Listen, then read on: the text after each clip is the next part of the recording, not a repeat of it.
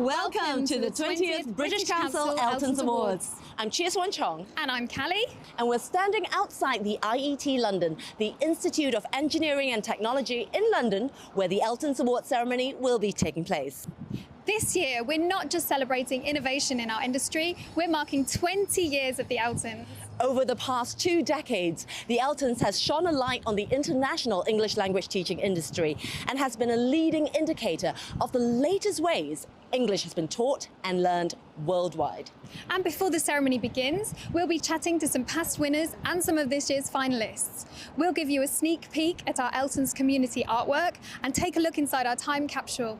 We'll also explain how you can take part in this year's celebrations. So stay tuned as we bring the ELTons straight into your home. But for now, let's take a look at last year's highlights just to get us in the mood. Hello and welcome to the 19th British Council ELTons Awards for Innovation in English Language Teaching and Learning. Also known as the ELTons.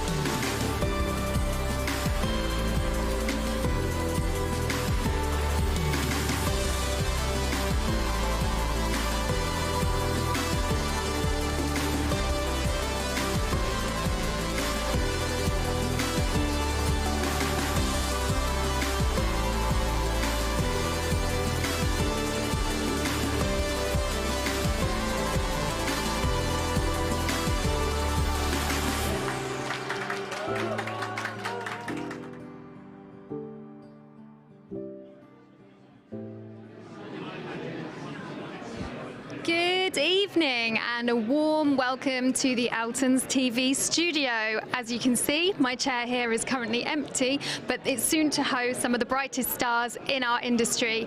I'm here in the heart of London, which you may see lit up behind me, may even catch a glimpse of the London Eye, and through here in the reception area, we have the brightest and best of our industry. So without further ado, I'm going to hand over to Chia, who is getting in touch with some of them now and getting the hold of the vibe for the evening. So over to you, Chia.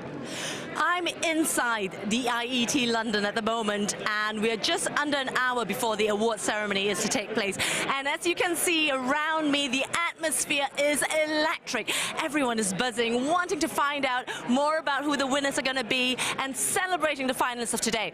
150 entries we had this year from 45 different countries, whittled down to 27 finalists. But how do we know those are the finalists? Well, if you look around me today, there are people wearing different colored lanyards. Those with orange lanyards are the finalists that we want to be looking out for. Those wearing the pink lanyards are our previous winners and previous finalists, and the green lanyards are the judges. Now, if you follow me through this crowd, oh my goodness, this is amazing. You can see right behind me a huge sign that says ELTons. This is our community artwork to celebrate ELTons' 20th birthday celebrations. Over here, we have our artists hard at work, but they're not creating this on their own.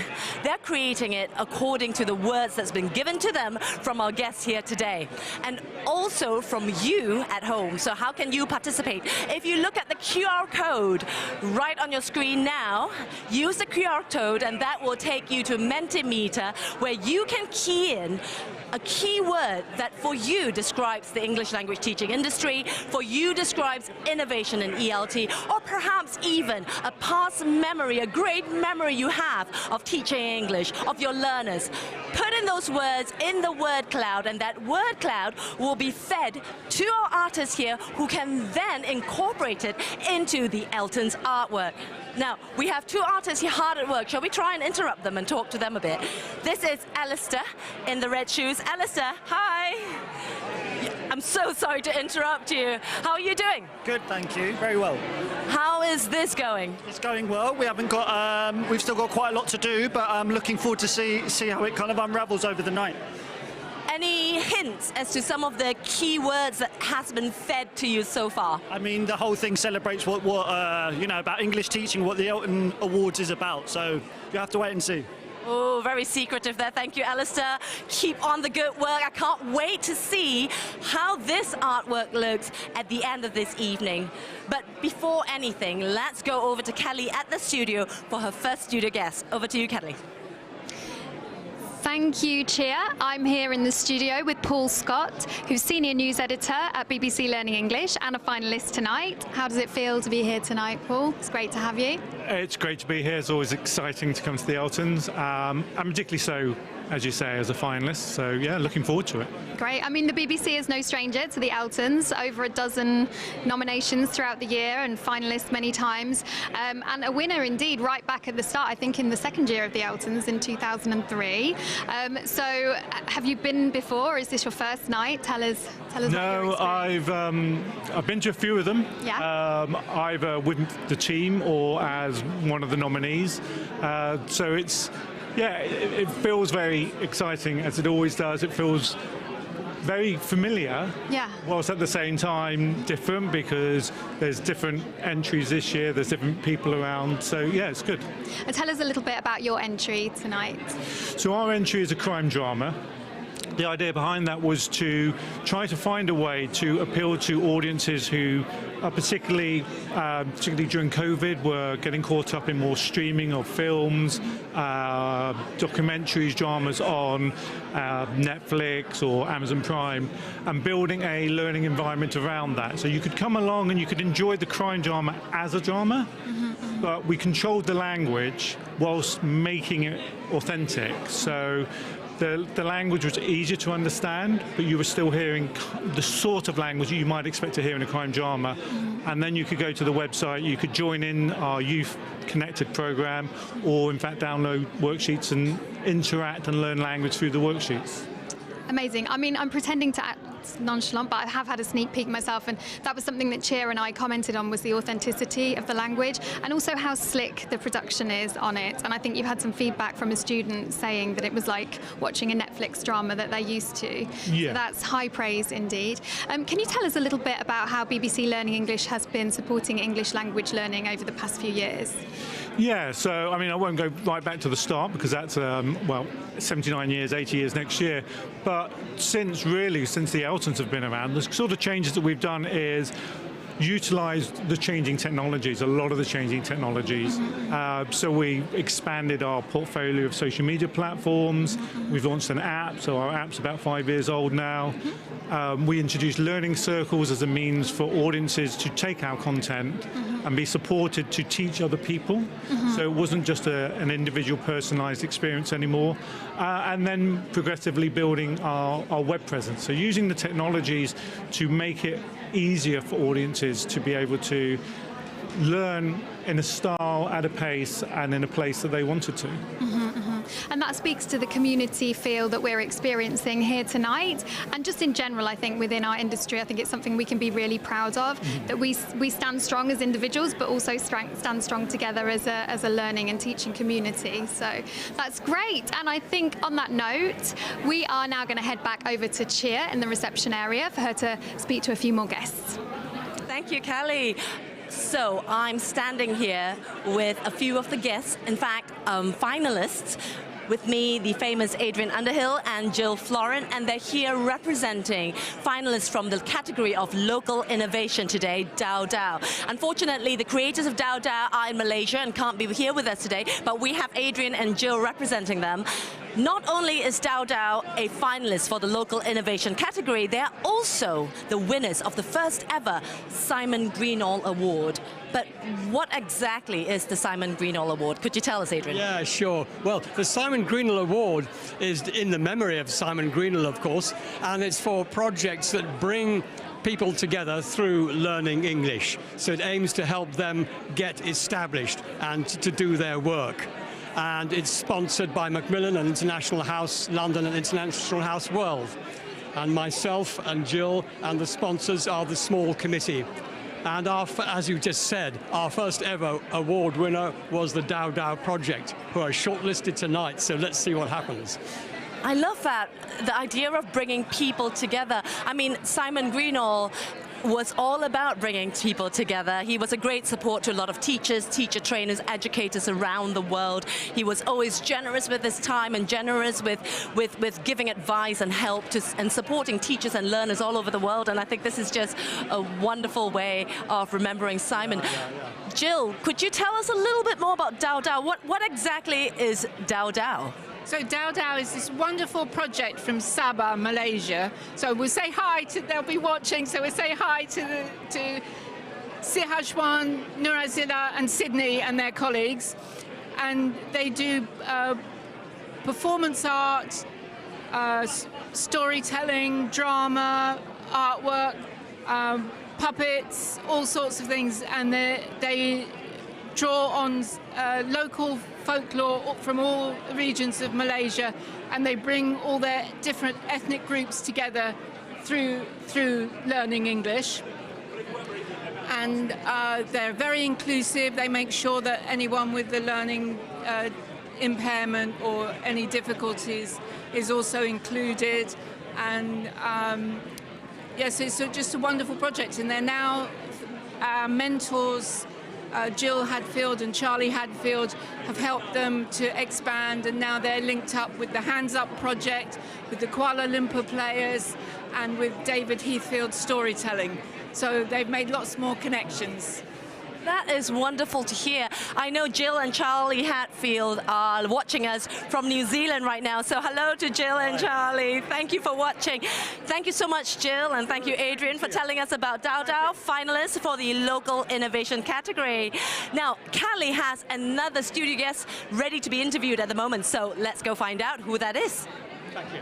Welcome back. I'm here with Ben Maguire-Boyle, who's Business Director English at the British Council. We're going to be chatting to him in just a moment, but before we do, let's get some comments from our online viewers. We have people logging in from Mexico, San Francisco, Buenos Aires, Sao Paulo, North Macedonia, Finland, Peru, Cameroon, Yemen. We've got viewers from Egypt, Gaza, Amman, Kazakhstan, Syria, Bangladesh, Libya, Ecuador, Brazil, Argentina, Pakistan, Zimbabwe, Colombia, the list goes on. We also have some words contributed for our word cloud, which will eventually make their way onto our community artwork.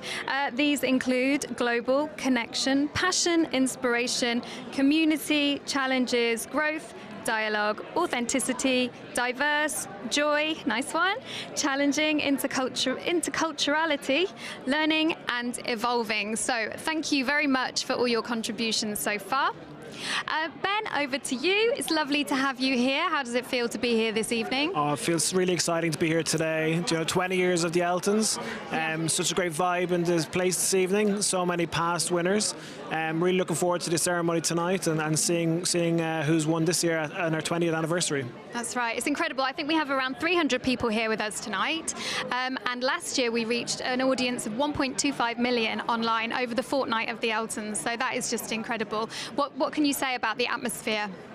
I think there's a lot of people here that have been past winners, so you get a chance to meet and speak to some of the people over the last 20 years. All of those innovations have led to where we are today. When we think about the ELTons, we think about innovation in our industry. We think about some of the challenges that we've had over the last number of years, but also about some of the expectations we have for the future. And really, there's a sense of it's not about the 20 years of the past; it's about where we're going forward. Absolutely. And you touched there on some of the challenges we faced. What can you say about the pandemic and the impact that's had on innovation in our industry? I think the impact on innovation has been fantastic. I think the impact on our industry has been pretty tough. I think from an innovation perspective, we were lucky enough to have the technology in place that enabled us as an industry to move forward and deliver to our learners. That was ready, but our learners aren't all necessarily ready to take that on board. When I look at a British Council perspective, we launched our online learning product, English Online. We're now on our second anniversary in the last few weeks. It's meant meant that we've been able to reach learners across the globe in a way that we've never been able to reach them before. And we very much see kind of moving forward that there's a lot more opportunity for that as we kind of move out of the pandemic and into kind of normal life, as we call it. Amazing, and that incredible response, I think, is reflected in the finalists we're seeing here tonight. Can you tell us a little bit more about the project, the Cultural Connections project you've been working on? So within the British Council, we have a program activity called Connecting Cultures. As an organisation, we are present in over 100 countries globally, and we have teaching operations in over 46 countries. When we look at our English Online product, we can also deliver to countries where we don't have a physical presence. As an organisation, the British Council is very much around cultural relations, and we want to ensure that we can connect individuals from different locations with each other. Within our teaching operation, we've been able to utilise our global footprint to connect learners through a community of practice, to ensure that we have learners sitting in a classroom in the middle of Thailand connecting with learners sitting in a classroom in France, as an example. And we've really grown that over the last couple of years. Yeah, that's incredible. And again, I think that's a knock-on effect of the pandemic, is this sort of ability that we've all had to resort to connect with each other across the world by whatever means possible. And also reflected is the response that you're talking about there. I think we can see that across the whole ELT community, so that's great. Any final thoughts before I let you head back over to the reception area? Really, I just want to say good luck to all of the individuals tonight that have put forward their innovations. Really excited to be here and really looking forward to seeing who the winners are. Yeah, me too. Thank you so much, Ben. That was great chatting to you. We will now go back to Chia, who's in the reception area. Let's see who she's got at the other end of her microphone. Thank you, Kelly. I am standing in front of the time capsule video booth. Also, to celebrate the ELTons' 20th birthday, we are getting guests to come in and record themselves leaving a message for future generations. We're asking guests, what innovations of the past 20 years would they like future generations to know about? What words of wisdom or memories of ELT would they like to pass on to people 20 years from now? Or even, what questions might they have for people in 20 years' time about the English language teaching industry? I have found two people who has just come out of this video booth. This is Rachel Gibbon and Joe Freer from National Geographic Learning. Rachel and Joe, would you mind sharing with us what secret messages you have left for future generations in the time capsule? So we talked about the biggest innovation, the one that made the biggest impression on us during our careers in English language teaching and learning and publishing. And it was a really difficult question to answer, actually, because you had to really take a step back, because there are so many things that wash over you over the time that you work in this industry. But for me, really, I think it was about when that shift occurred from English being all about being a subject and a foreign language subject that you taught, to really recognizing that it was an indispensable tool for international communication. And that was the real epiphany moment for me. And I think you agreed, didn't you, Joe? No, absolutely, I really did. I think that idea that it's not just a subject, it's not just teaching English as a language and then you go home and there's nothing beyond that. It's about thinking about the holistic kind of experience of learning that language and what that means beyond just the language itself. I think that's been, really such a learning curve, and something that in the time that I've worked in publishing has really kind of evolved as well. So it's been great to see. So we're looking at English, as you said, not just a school subject, not a subject to pass exams on, but an indispensable tool for the real world, for global communication.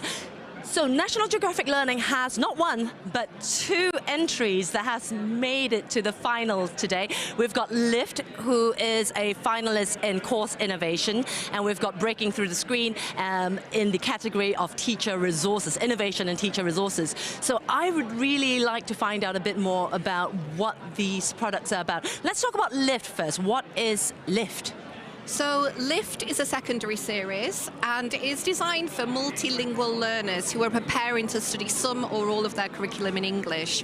It takes an inquiry-based learning approach, so it really encourages learners to engage actively with the learning process. And it does that also through service learning projects that are featured that are modelled by the National Geographic explorers, and it takes them on a journey of exploration of different social and emotional skills that are conveyed through literary texts from all around the world, both fiction and non-fiction. Real-world skills by real-world people, like the explorers, for example. What about Breaking Through the Screen? Could you tell us a bit about that book? I'm going to pass you to Rachel. Yeah, so Breaking Through the Screen really came about more organically. It wasn't a planned project. It was as a result of a lot instruction shifting online for lots of people all around the world during the pandemic. And Joan and Jared responded to this by delivering a series of professional development sessions to teachers globally to really take them through all of the thinking and planning that teachers need to do to design effective sessions when they're teaching online. And off the back of that, they then authored this title, which is a professional development title, Breaking Through the Screen. What I love about Breaking Through the Screen and a lot of our finalists today is, although we're using digital technology and apps and learning platforms, it's about human connection and student engagement at the end of the day. Speaking of student engagement, I think Kelly is now ready with our next studio guest. I would like to hand over to Kelly in the studio. Hello, yes, I'm here with a very engaging guest. We've got Sarah Bromley from Big Languages, founder of Big Languages, no less, and previous ELTons winner. Should we start by hearing a little bit about the award you won back in 2019, I think it was? Yeah, that's right. 2019, it was a great moment when I won an award for a product called Go Correct, which was something that allowed intermediate level adult English learners to practice daily through written text messages with feedback from a human teacher combined with some automation to take some of the weight off the teacher's work. Amazing. Well, welcome back tonight. You're in good company with other past winners. We've had feedback from people who've won ELTons previously that it's had a really positive impact on their reputation within the industry. Have you experienced that yourself? Yeah, absolutely. I think in a number of ways it gave me at the time a great feeling of acceptance and recognition that gave me the confidence to go on and keep working in the industry and come up with new innovative ideas. And yeah, it obviously brings a great kudos to anything that you work on to have that recognition from the British Council. Absolutely. And talking of new and innovative ideas, word on the street is you have another app up your sleeve. Is that correct? Yeah, that's right. The past year I've been working with a company on a new app called Twin, which I'm very excited about because it kind of goes one step further than the app that I won with a few years ago, in that this app lets you use, so it lets an English learner who wants to practice speaking English interact with video content featuring real people and using AI and speech recognition, they get the feeling that they're having a one-to-one conversation with the person in the pre-recorded video. So yeah, it's kind of a little bit like watching a YouTube video, but being able to speak back to that video as well as just listening. So yeah, I'm very excited about it. It feels like a real step to the future of innovation. Sounds incredible. And what would your advice be to anyone considering applying for an ELTon? I think anybody should apply because it will bring you great recognition amongst the English teaching world. It will give you a wider audience among a certain type of audience as well. A lot of English teachers I found came to my product after the ELTons.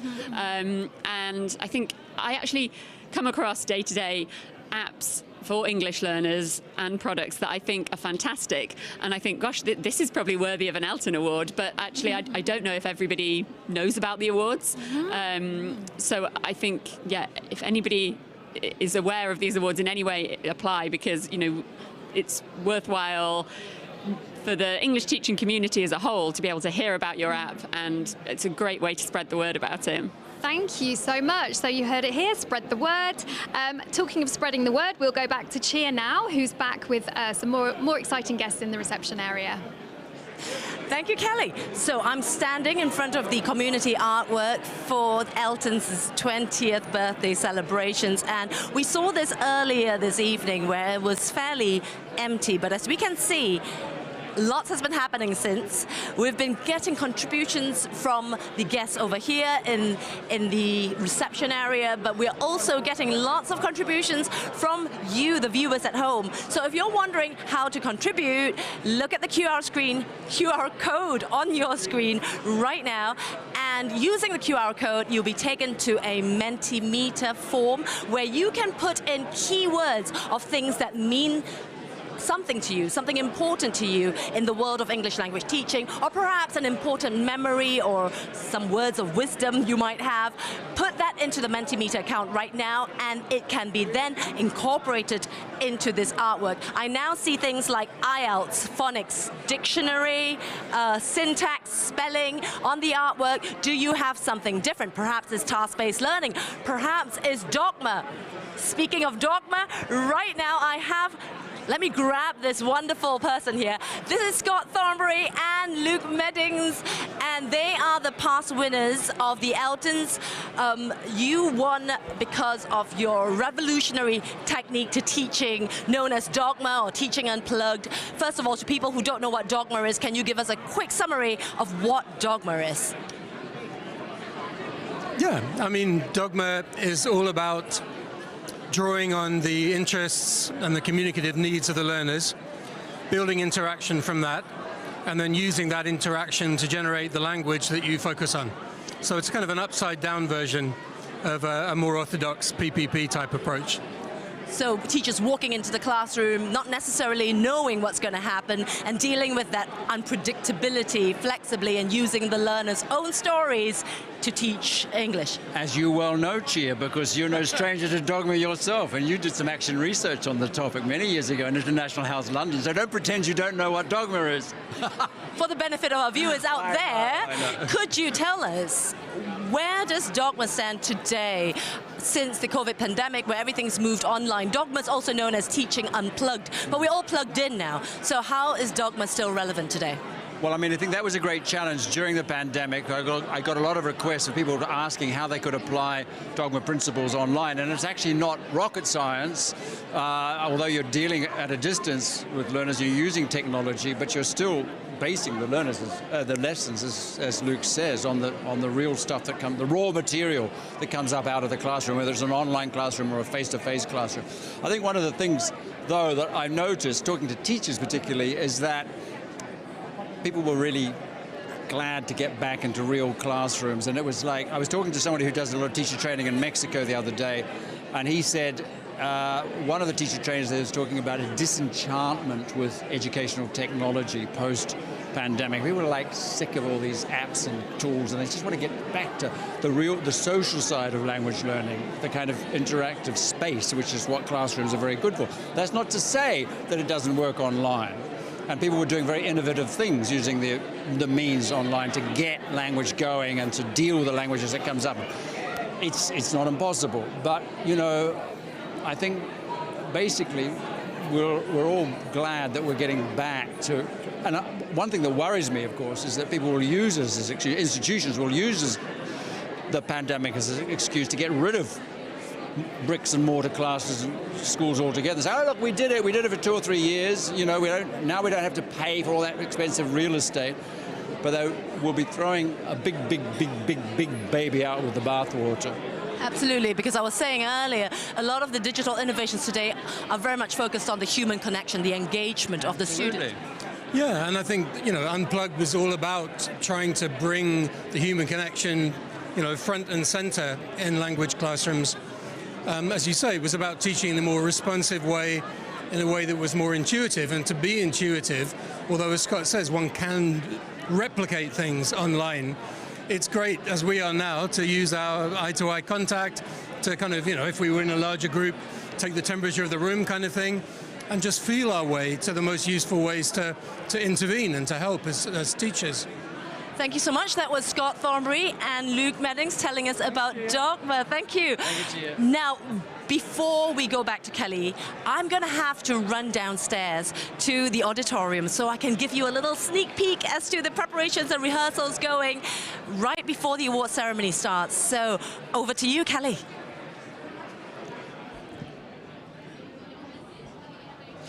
Welcome back. I'm here with Christopher Graham, co-founder of ELT Footprint and past ELTons winner. Lovely to have you back, Christopher. How does it feel? Lovely to be here, thank you. Great. And how does it feel to be here tonight? What's the atmosphere like? It's really nice. As I probably said last year, it's nice to see old faces and catch up with people who, probably only see once a year in some cases. That's right. So tell us a little bit about the award that you won back in 2020. Well, I think winning the ELTons award really did put the draw attention towards the interface between ELT and climate change, and I think it has made an impact, certainly, because I know I'm still involved in ELT and climate change extensively, different projects. Mm-hmm. And there is so much happening in ELT world now in our community around the world, both in terms of what goes on in classes, teaching materials, but also the way people run their schools, they run their institutions. People are certainly much more aware, I think, than they were 2-3 years ago. I hope so, anyway. That's great, that's great. And how has it been for you personally, having won the award? How have things changed for you? Well, as I say, it's very rewarding to get the thing in the first place, but I think, above all, it's just the fact that I suppose that the high profile that the ELTons has does help us to show these issues. Mm-hmm. It allows people to, in a sense, it's a spotlight on the issues, and it's very, very effective for that. Mm-hmm. Not at all just for ELT Footprint, but I think generally for the whole climate piece within ELT. Yeah, that's great. And of course, this is the second year for our special commendation for environment, sustainability and climate action. How do you feel about that we have this special recognition? Absolutely excellent. I really think, again, it's that spotlighting effect. It's saying that the climate crisis is a really serious issue, but I think above all it shows that we as a community are serious about doing something, about really making change and making that change stick. It's going to be a long journey, but we're in it. We're digging in now, I think, and that's very, very important. And can you give us any insight with regard to the learner response to the topic of climate change and sustainability? I think very positive. I think particularly, it's probably a cliche, but teenagers are very engaged around the world with the climate emergency, and they are the ones who are responding best. But also teachers as well. Both teachers and learners are engaging, and there are more and more tools out there for both of them to find materials, to find resources, ideas around methodology, and people are really, really enthusiastic. And we can see that, it's evident tonight in the entries that we've got. We've got some really exciting ones on the topic of sustainability, so keep your eyes peeled for the rest of the show. Any final thoughts before we head back to cheer?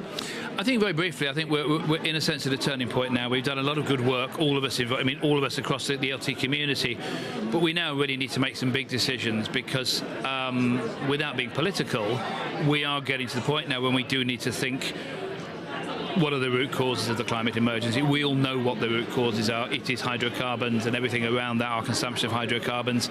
How can we manage that, whether it's in the classroom, in teaching materials? What do we do? Yes. It is political, but then teaching a language and teaching learning language is also a political act. Indeed. And I think we need to move now away from the very good work that's been done, and I'm not denigrating it at all, towards actually what are the root causes and what can we do as a bunch of educators to engage with that. And that's the question we all need to ask ourselves, isn't it? It's not just what can I do, it's what can we do. Thank you so much. I could talk to you all night, Christopher, but we are now heading back to Cheer, who is backstage with a backstage access to show us what's going on behind the scenes. So over to you, Cheer. I'm at the Kelvin Theatre, the Auditorium, where the ELTons Award ceremony is going to take place. I can see that rehearsals are underway, so let's have a little sneak peek at the preparations that are going on. Over here, we have the seats where the audience will be sitting, and I can already see that there are some reserved seating for the finalists of the 5 categories. First of all, we have the finalists of course innovation. They'll be sitting here. English language courses isn't just about students' books anymore, is it? It's about teachers' books, online learning platforms, online workbooks, resources. It's the whole package. And this category celebrates some of the best courses for ELT classrooms around the world. Right behind me, This is the reserved seating for the finalists for innovation in teacher resources. In any industry, professional development is crucial, but in the ELT industry, where advancements in technology and the global need for English is constantly shaping what we do and how we do it, and these resources are helping teachers to become better at what we do. On that side, we will have the finalists for learner resources, innovation in learner resources.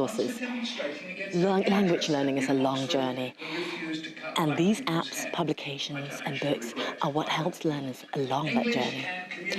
On over that side, we have the seats for the finalists of local innovation. Every teaching context is different. Every teacher has a unique teaching circumstance.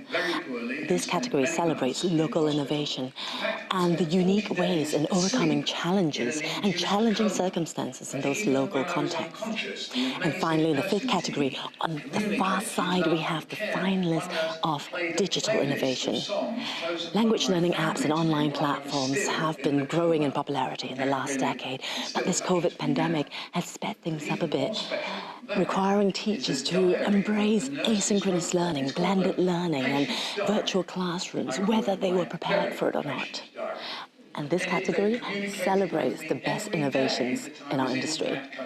Now, as we can see, rehearsals are underway, and we have our host, the famous Michael Rosen, already rehearsing his bit for the ceremony. Shall we get a bit closer?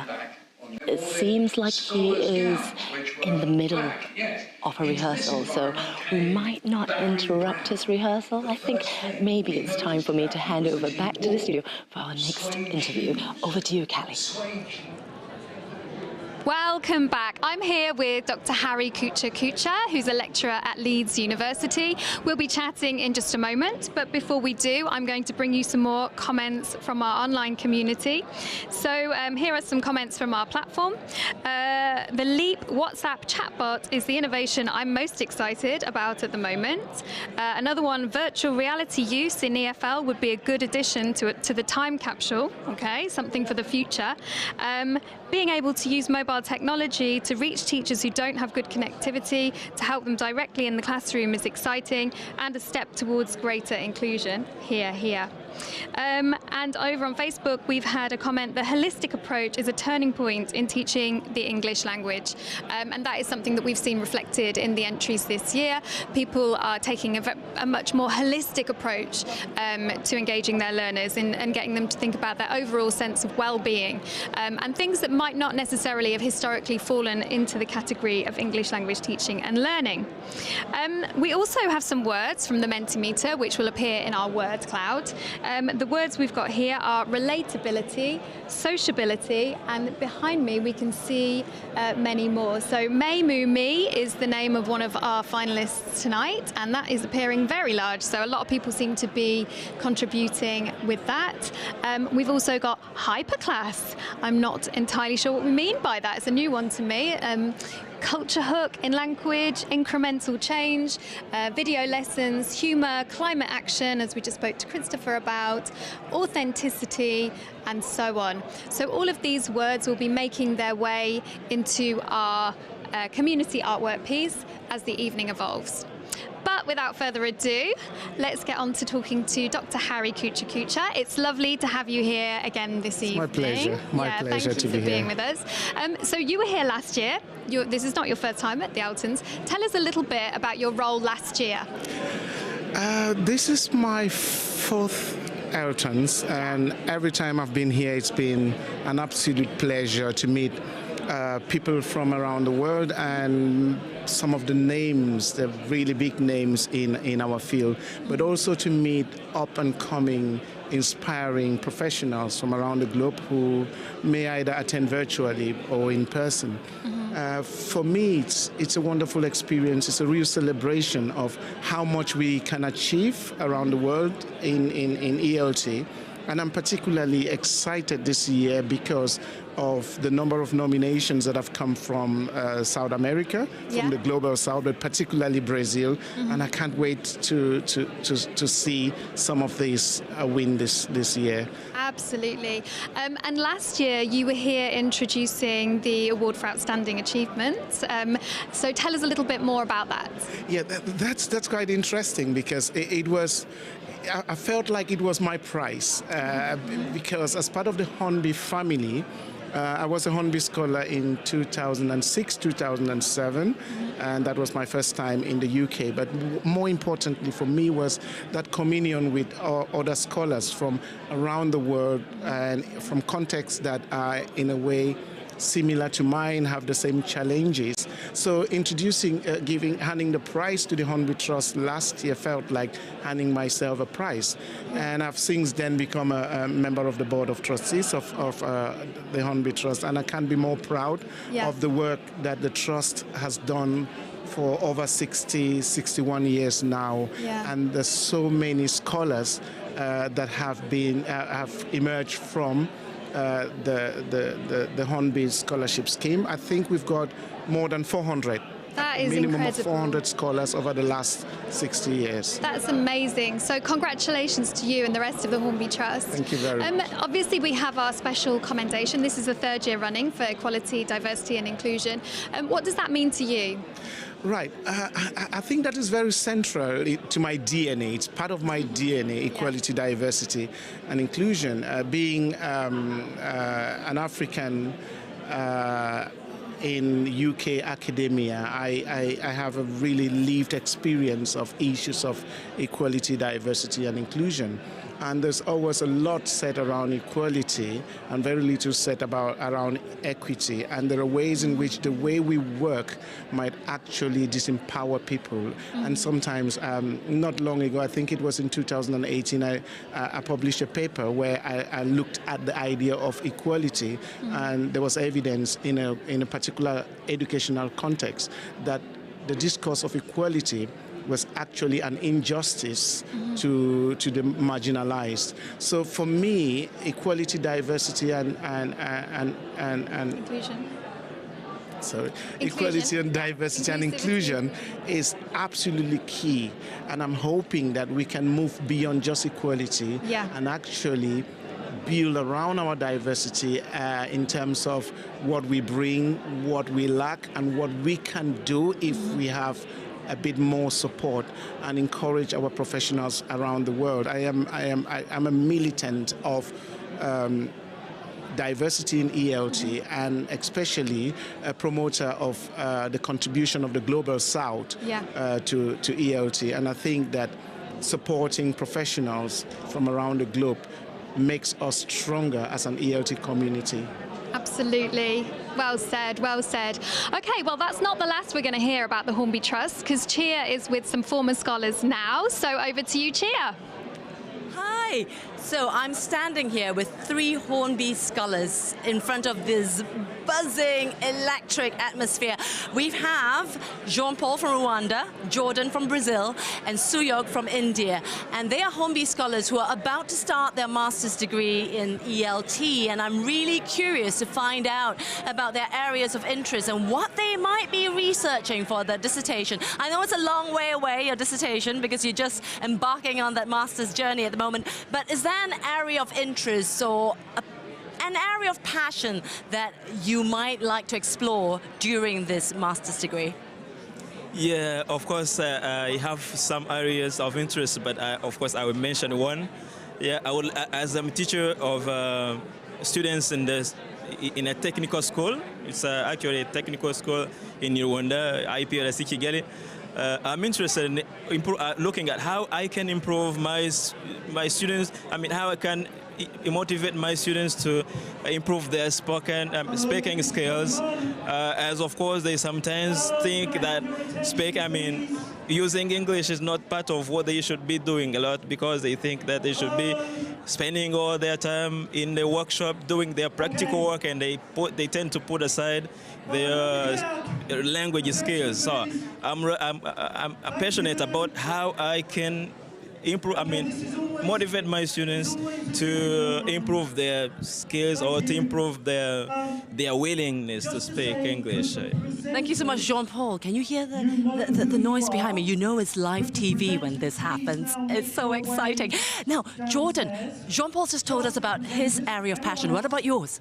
Okay, I'm very interested in teaching young learners and bilingualism. Back in Brazil, I've been working for the municipality of Rio de Janeiro for around 7 years. My last position was working in an office where I had to develop teaching materials, curriculum, and all of that. I actually didn't develop the teaching material, but I was a proofreader.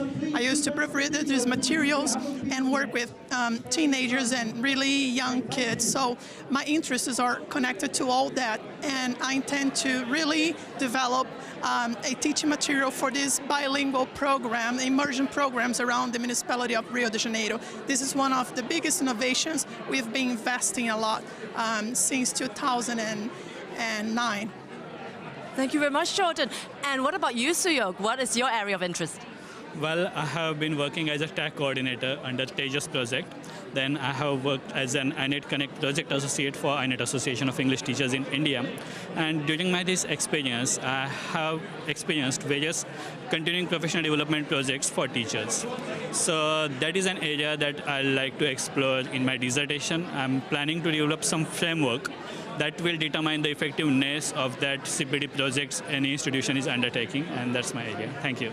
Thank you so much, Suyog, Jordan, and Jean-Paul. Enjoy the award ceremony, enjoy the evening, and all the people here. Thank you. So we have just under 15 minutes before the awards ceremony starts. So I'm going to head back to the studio to join my co-host Kelly and find out how she's feeling right now, because everyone is so excited. Hi, Kelly. Hello. How was that? That was so exciting. Same here. We've had some great discussion going on in the well, I say discussion, it's mainly contributions from our marvelous guests. You know, it's been really, really good with lots of insights. It's really buzzing out there. The atmosphere is electric, and everyone is just so happy to see each other. Like, just big smiles on everyone's faces, big hugs. It's just nice to be in an event where everyone is together again, face to face. I think that's right. You know, for the past couple of years, obviously 2 years ago we had the fully online version of the ELTons. Last year we had a ball, but it was a more subdued version of today's event. It really feels like everything is back with a bang. Absolutely, back with a bang, and that coincides with the ELTons' 20th birthday. Isn't that exciting? How apt. Exactly. And talking of, you know, moving past the new normal into our post-new normal, what can we say about that? I mean, you wrote a brilliant blog post about the key themes that we're seeing this year with our finalists. Which ones of those have come up in particular tonight over in the reception area? I wrote a blog post about 10 hidden messages I got when I was researching all the finalists of the 5 categories of this year's ELTons. One of the things that stood out, one of the hidden messages was the power of storytelling, and how many finalists out there today are using storytelling in so many different ways, from you know, drama, Shakespeare theatre, to a very innovative detective-like TV series, to using real-life people like explorers to tell real-life stories, to using stories to heal. I thought that was quite significant for me, to understand how we can move forward and helping students to not just express themselves through stories, but using it to help heal them. Well, I think that's it, isn't it? After an international trauma, there's a period of healing, and it's really beautiful to see some of the stories, personal narratives that are coming out of this pandemic and other traumas as well. You know, there's drama being used to heal traumas in places where people have experienced war, amongst many other hardships that our international community has been through. And I think another thing to say is that, you know, we're really seeing the entries this year. It's difficult to concentrate when they're talking in the background, but as you said, this is live TV. We can't hear here, so that's great. So the pandemic sort of made us by default develop certain characteristics and skills like self-resilience, self-confidence, autonomy, and we're really seeing that reflected in the awards tonight as well. Absolutely. I think alongside resilience, we are also looking more, I know this is a trend that's been happening, but we're looking more and more into English for the real world. to tackle challenges of the real world. I often say, online dictionaries and translators and maps can help us with the transactional stuff, the information sharing, but what technology can't really do for us is build relationships for us, is do the stuff like managing difficult situations and conflict situations and building rapport and trust with people. And that's the kind of stuff that students are doing more and more through the English language. And it's wonderful to see finalists and products like that are really focused on helping students build those soft skills, those communication skills, so that they can use it out there in the real world. Yeah, and we've all had to get a lot better at communicating via technology, haven't we, as a result? So over there we've got our evolving community artwork. I think we're going to take a little look at that now and how it's coming along. I mean, it's so wonderful to see this happening before our eyes, and everyone's really getting stuck in. How are people feeling about it over in the reception area? Are they excited by this? So there were 2 artists when I first saw them, but it looks like some of the guests are getting involved now, and they're also chipping in, they're pitching in and drawing as well. The guests are absolutely excited by both the community artwork and the time capsule video recording. Lots of people are lining up, queuing up to do it. So that's going to be great to come back to later. We will take a quick look at the word cloud from the Mentimeter and see what's coming up on here. So I mentioned a few of the words earlier. Some other ones are getting larger. Great memories never fade. Very true. Any that stand out to you, Chia?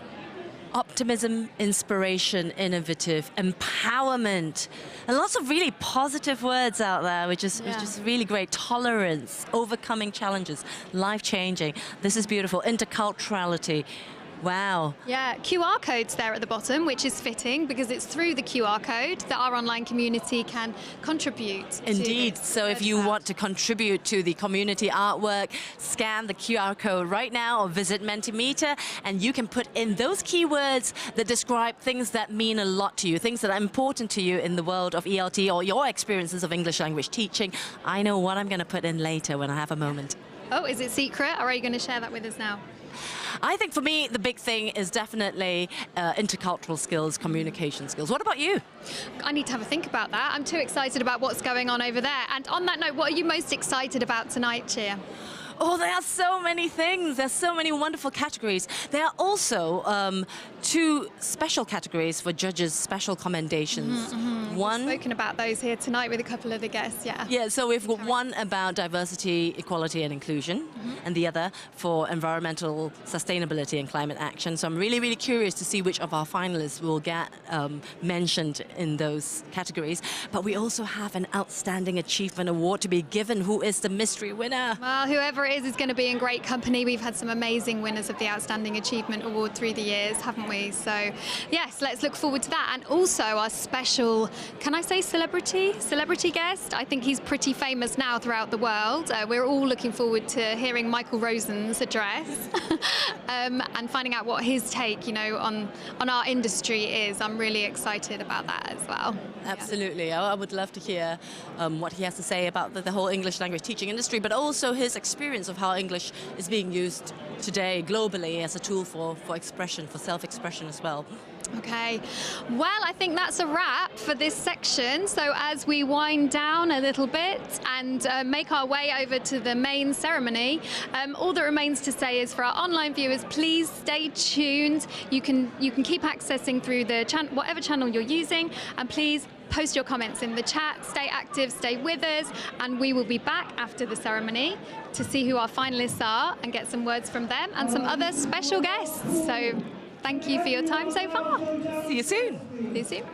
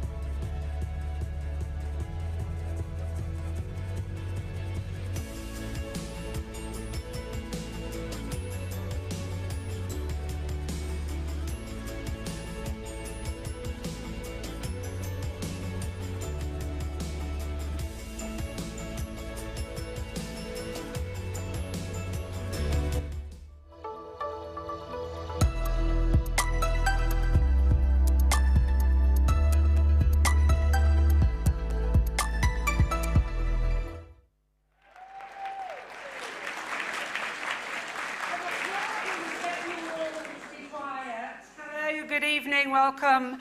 I'm Stevie Spring. I am the chairman of the British Council, and it is my absolute pleasure to welcome you all here this evening to this, our 20th ELTons.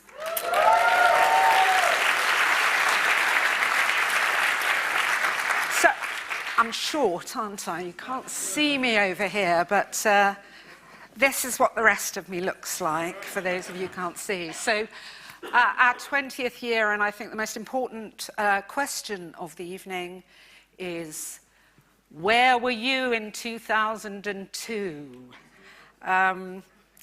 So 20 years ago, I will answer first. I was the CEO of a global media company. I was the chairman of the largest community regeneration organisation in the UK. Importantly, I was newly in love. I was living in London still, and I was lecturing part-time at the University of Westminster to get my teaching fix, because I always wanted to teach, and I stand before you as a failed teacher. That's why I come here tonight, to get a fix from all of the marvellous things that you do.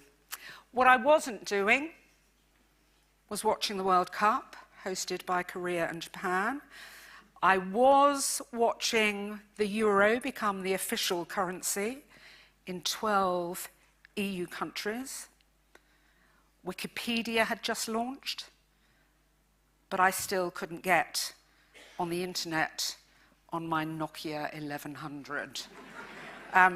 Don't mock, it remains the best-selling phone in history just because I chose inappropriately. And in 2002, when we started these awards, you were truly at the cutting edge of education if you had said goodbye to your magic markers and got an interactive whiteboard. What progress we have made. But Facebook and Twitter and iPhones and Google Maps and YouTube and Kindles and even decent Wi-Fi were still a good few years away, but many of you were soon to become bloggers. Anyway, as well as celebrating this year's very impressive finalists and super impressive winners, we're here in London and online. Hello, online people joining. We're here to celebrate this 20th anniversary of our ELTon Awards, and they have shone a wonderful spotlight on international English language teaching and the professionals in it for 2 decades now, and they have been an absolute bellwether of best practice, all of the latest ways the English language has been taught and learnt around the world. And you don't need me to tell you that over those 2 decades, your profession, our profession, has gone through tremendous change, not least via technology, from the first online dictionaries, downloading resources over dial-up internet, to rich multimedia, multi-platform learning, harnessing all that Web 2.0 has to offer. From teachers crowdsourcing resource to many of you are self-publishing your own materials, mobile apps putting really authentic materials, different ways of practicing speaking and listening, right back into the hands of learners. And one of my favorite innovations, gamification, really motivating practice through play. And teaching online obviously has become completely normalized. Ever more advanced artificial intelligence and voice recognition are obviously well used in all of your new digital products. As well,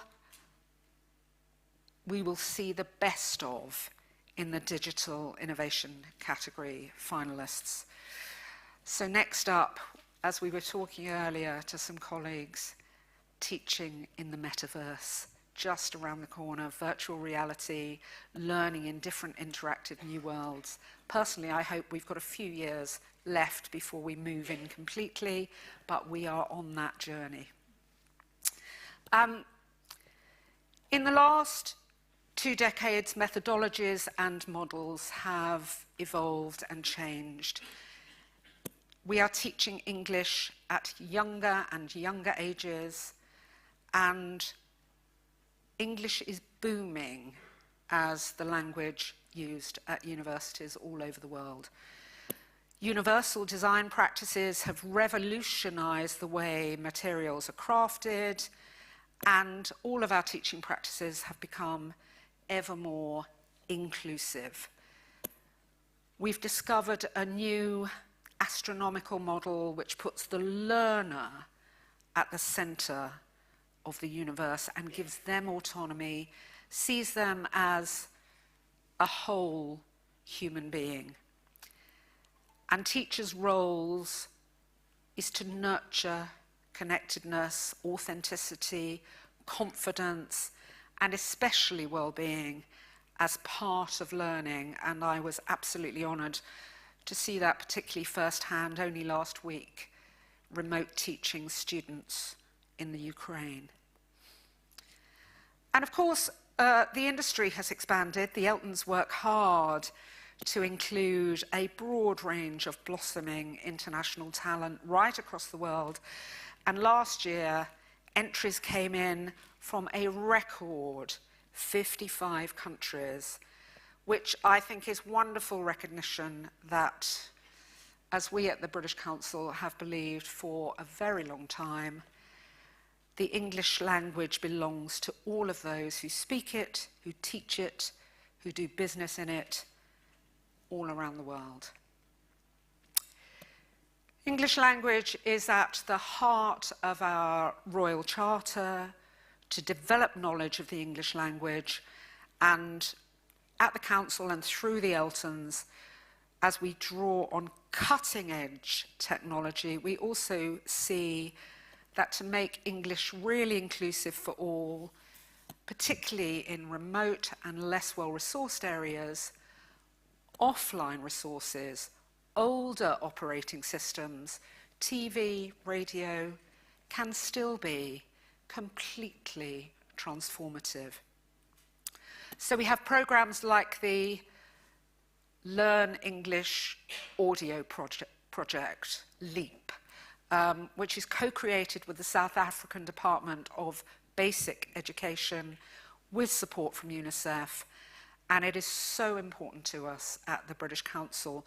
The project has reached 47,000 teachers and parents and caregivers in 5 countries: South Africa, Botswana, Lesotho, Namibia, and Zimbabwe. And what we have is lively, interactive audio lessons, songs, bilingual storybooks in English and 17 African languages. And they've been loaded onto solar-powered MP3 players, USBs, SD cards, onto teachers' laptops, mobile phones. And to really help parents and carers during the pandemic, we recommended it on a WhatsApp chatbot. So all points point north. Our vision is to support peace and prosperity by building connections and understanding and trust between people of the UK and countries all over the world. At the start of this academic year, we launched an entire network connecting all of our students in over 40 countries virtually. So if anyone here ever wrote to a pen pal at school, you will understand why we wanted to give Gen Z this horizon-broadening experience.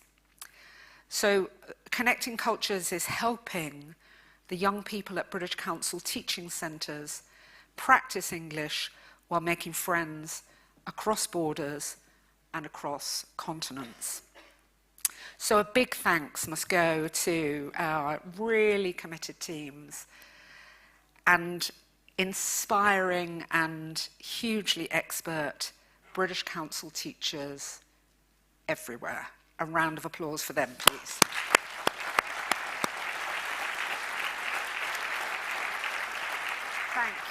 Thank you. And it seems quite hard to believe that the UK has over 100 years in developing courses and designing course books and writing tests and delivering classes for English language teachers and students all over the world.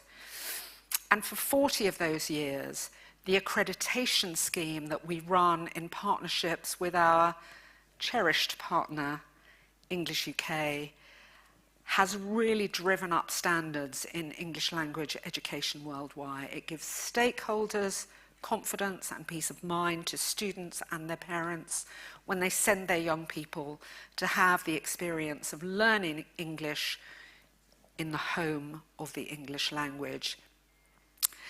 We know it's not been easy in recent years. I don't believe it will be easy for a while yet, but there are over 400 accredited providers today. There are still new ones emerging, and we're absolutely delighted to welcome those of you who could join us here today. Just still being here is really something to celebrate, so please all join me in a round of applause to you.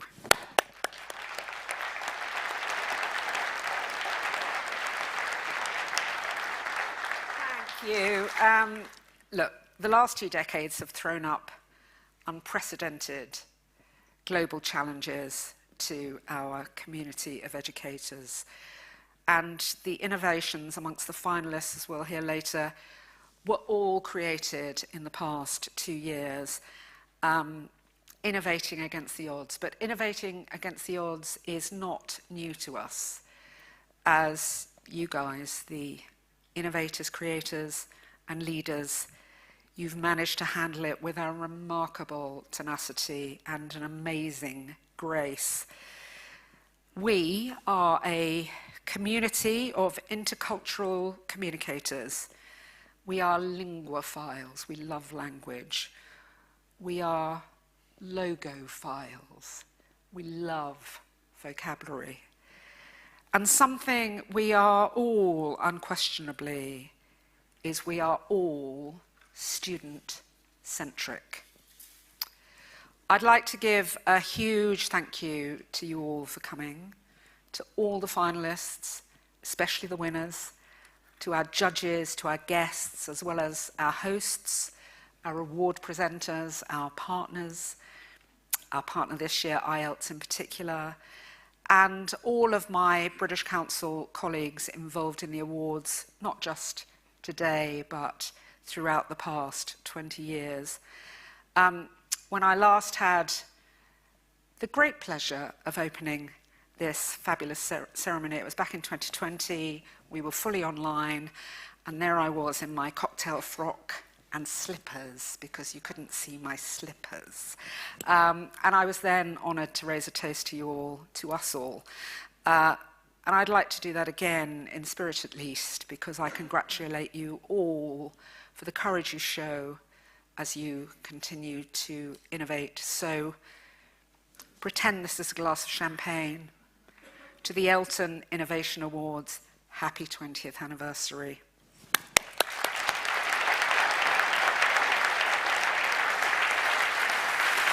So I think enough of me. There are 1.5 billion English speakers on Earth, and a massive number of those, many of us here, many of our colleagues online, will have helped very young people to read English through the amazing poems and books of one Michael Rosen.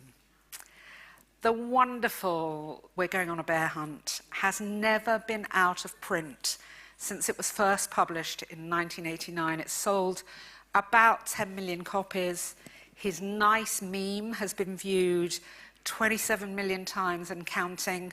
on YouTube, and Michael has been writing for children, visiting schools, talking to teachers, talking to children direct since the 70s, and he still is, as well as reaching children directly through his amazing YouTube channel, which we are going to talk more about later, Michael. He is Professor of Children's Literature at Goldsmiths. He is a former Children's Laureate. He is, quite simply, one of my heroes, a titan of English literature, and we genuinely could not be more thrilled that he is here with us today to celebrate the 20th anniversary of the ELTons. Please join me in giving the warmest of ELTon welcomes to Michael Rosen.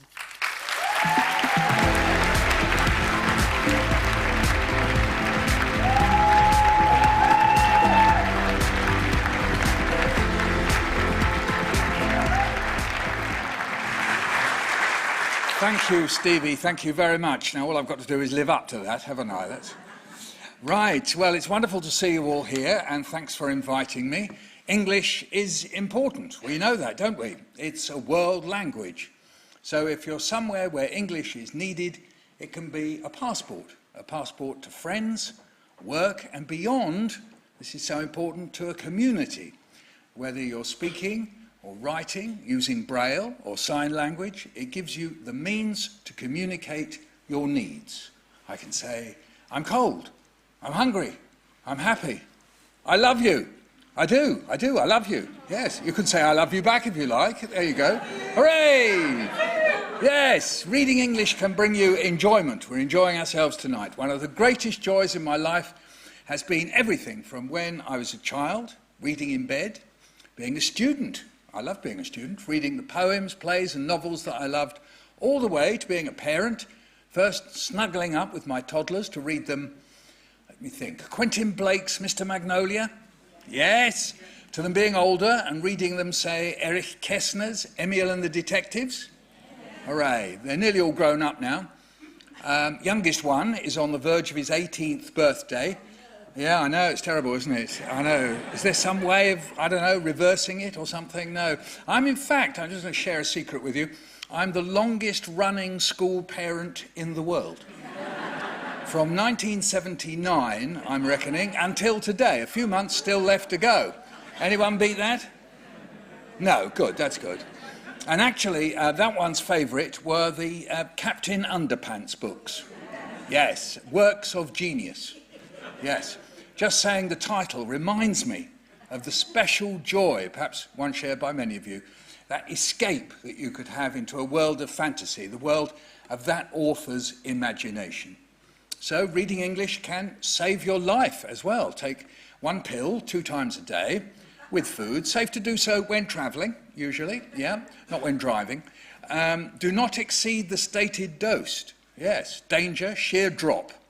And when your device is attached to a charger, keep out risk of death by electrocution, so be very careful. Writing English can bring you economic security, whether you need it to fill in a job application form. I've never had to do one of those. Or like me, it's the central core of your entire career. Warning though, side effect, headaches caused by writer's block. I'm having one of them right now, actually. Not this second, I just mean this week. Speaking English can also get you in trouble.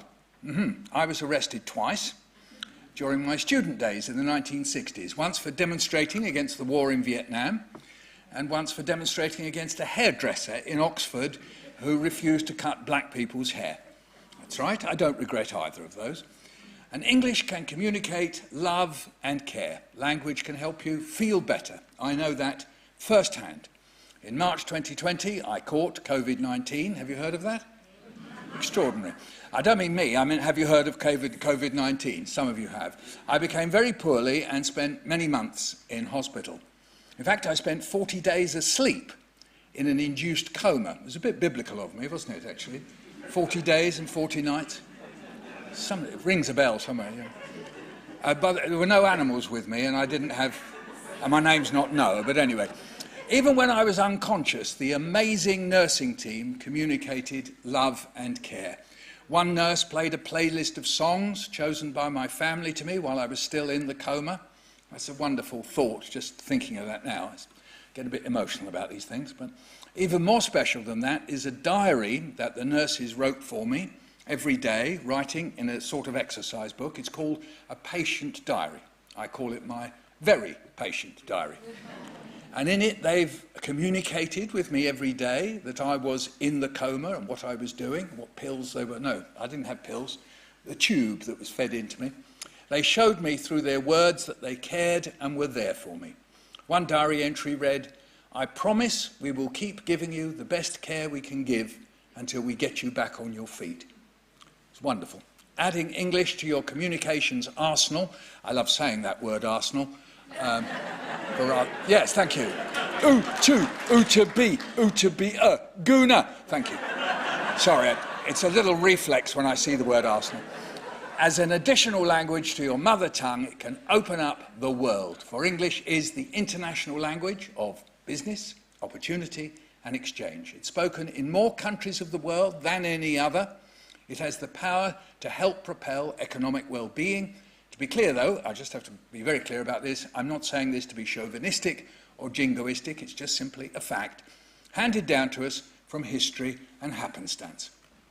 These are messages instilled in me from a young age. In fact, my parents were both teachers. Think about that for a moment. Both teachers, both of them, all the time. And you know what that meant, don't you? Well, let me put it like this. You know when you used to come home from school and your parents, if they weren't teachers, said to you, "What did you do in school today?"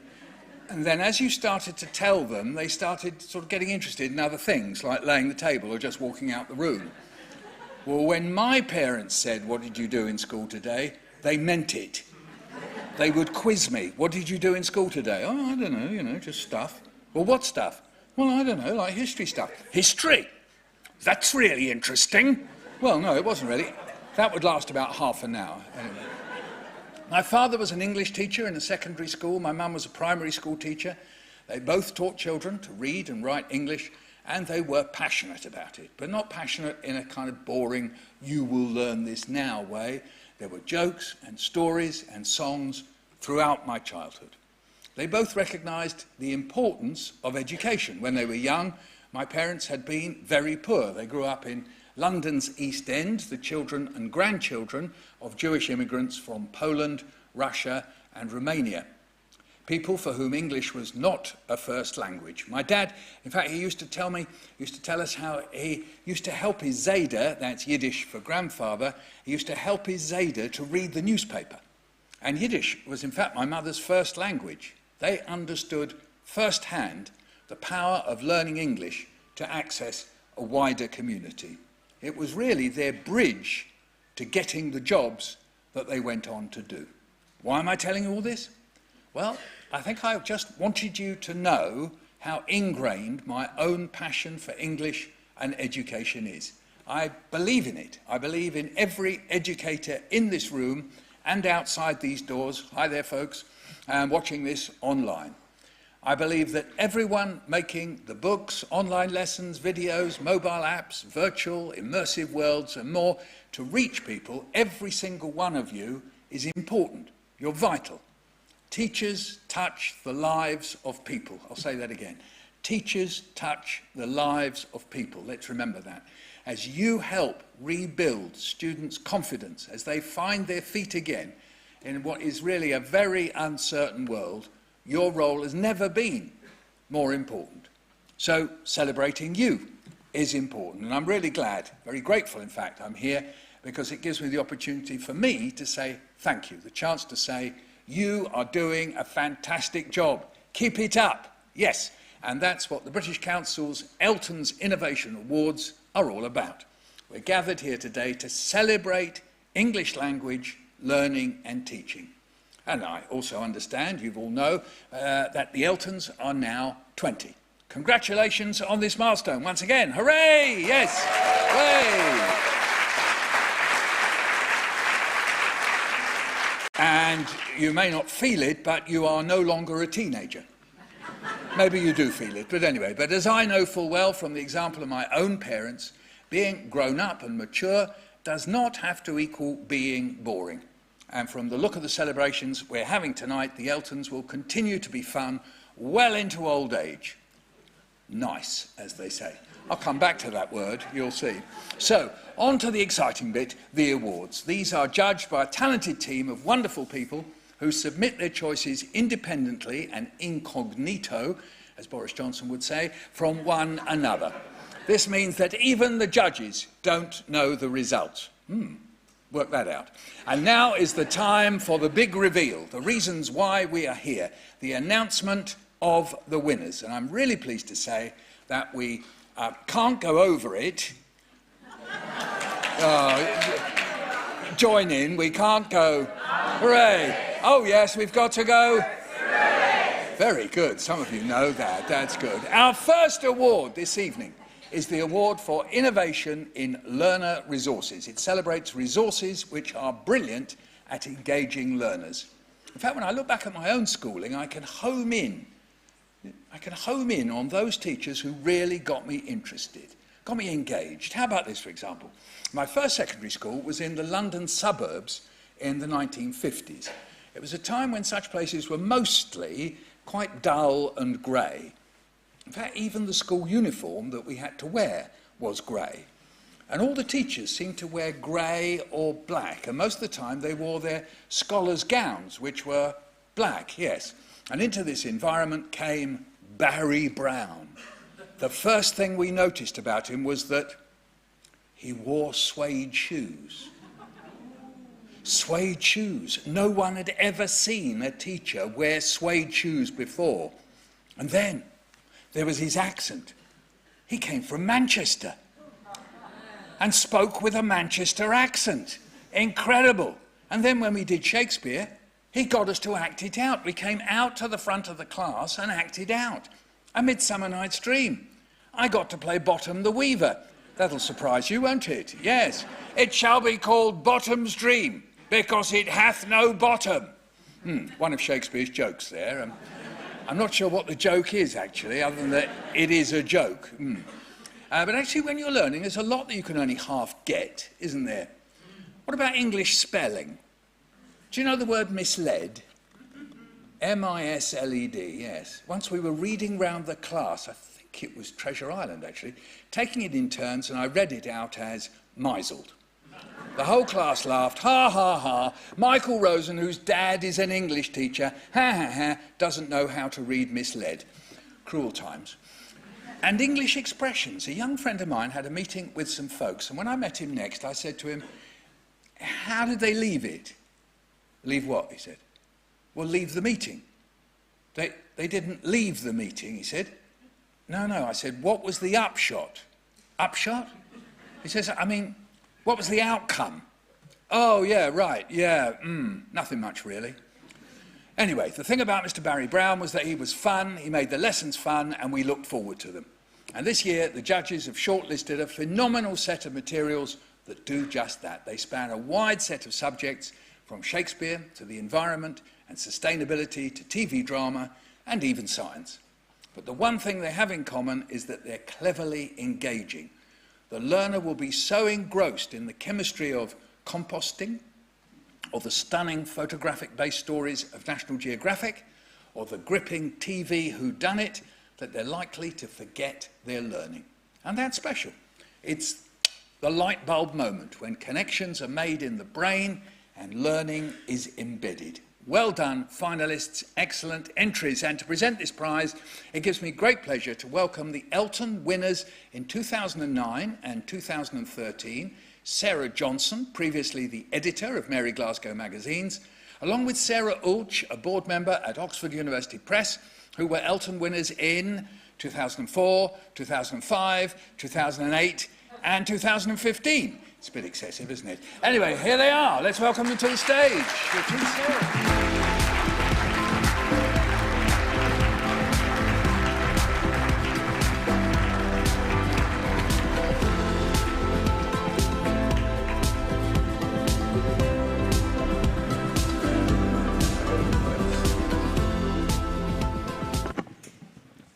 So it's our absolute privilege, complete pleasure to present this award. So congratulations to all of the nominees. Really proud and pleased for you. So good luck, everyone. We're thrilled to be here, and the finalists for the award for innovation in learner resources are...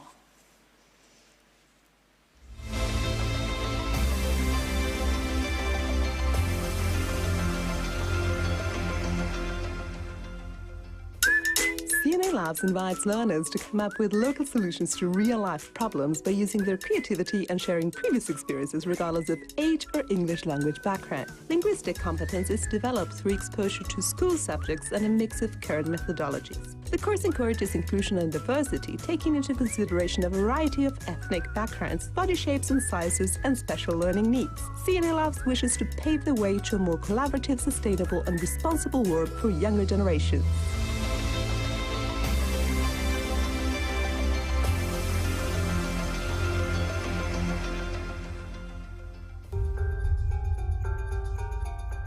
The vast majority of cases like this end in... Nothing. I know. Something's happened. Jamie Phelps. Between you and me, he's a bit of a rascal, that one. He's my brother. Look, is this going to take long? It'll take as long as it takes, I'm afraid. Have a look. She's gone.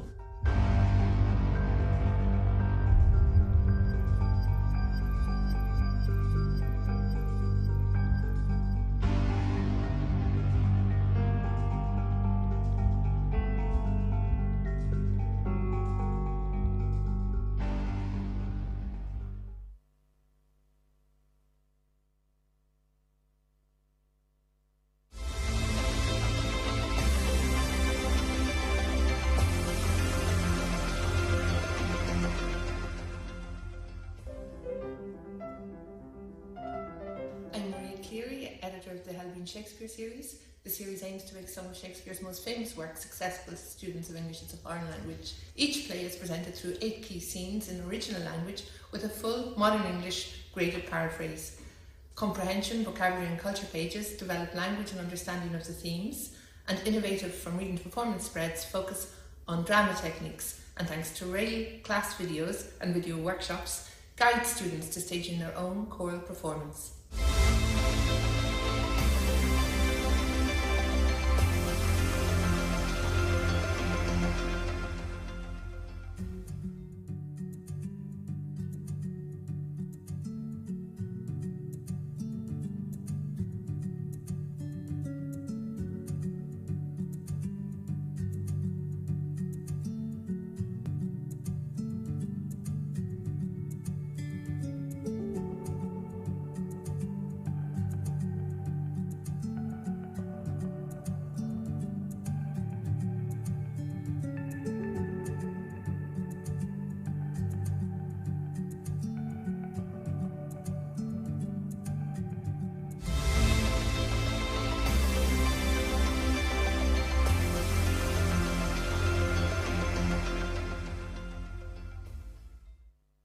LIFT develops the advanced literacy, communication, and critical thinking skills that today's students need to thrive in our globalized society.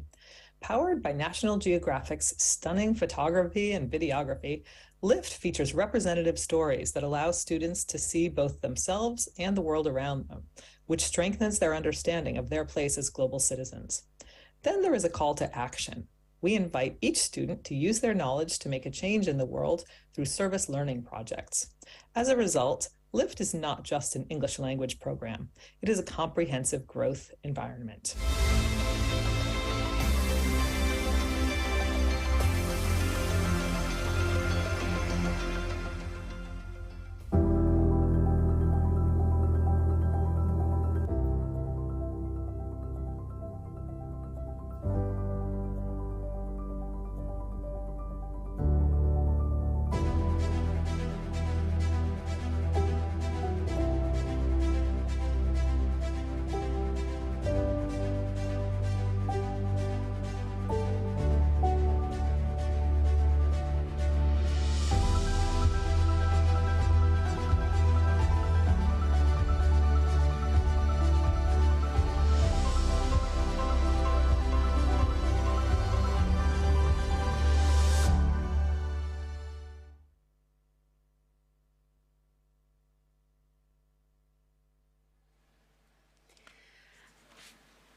And the award, the winner of the award, is Helbling Shakespeare Series.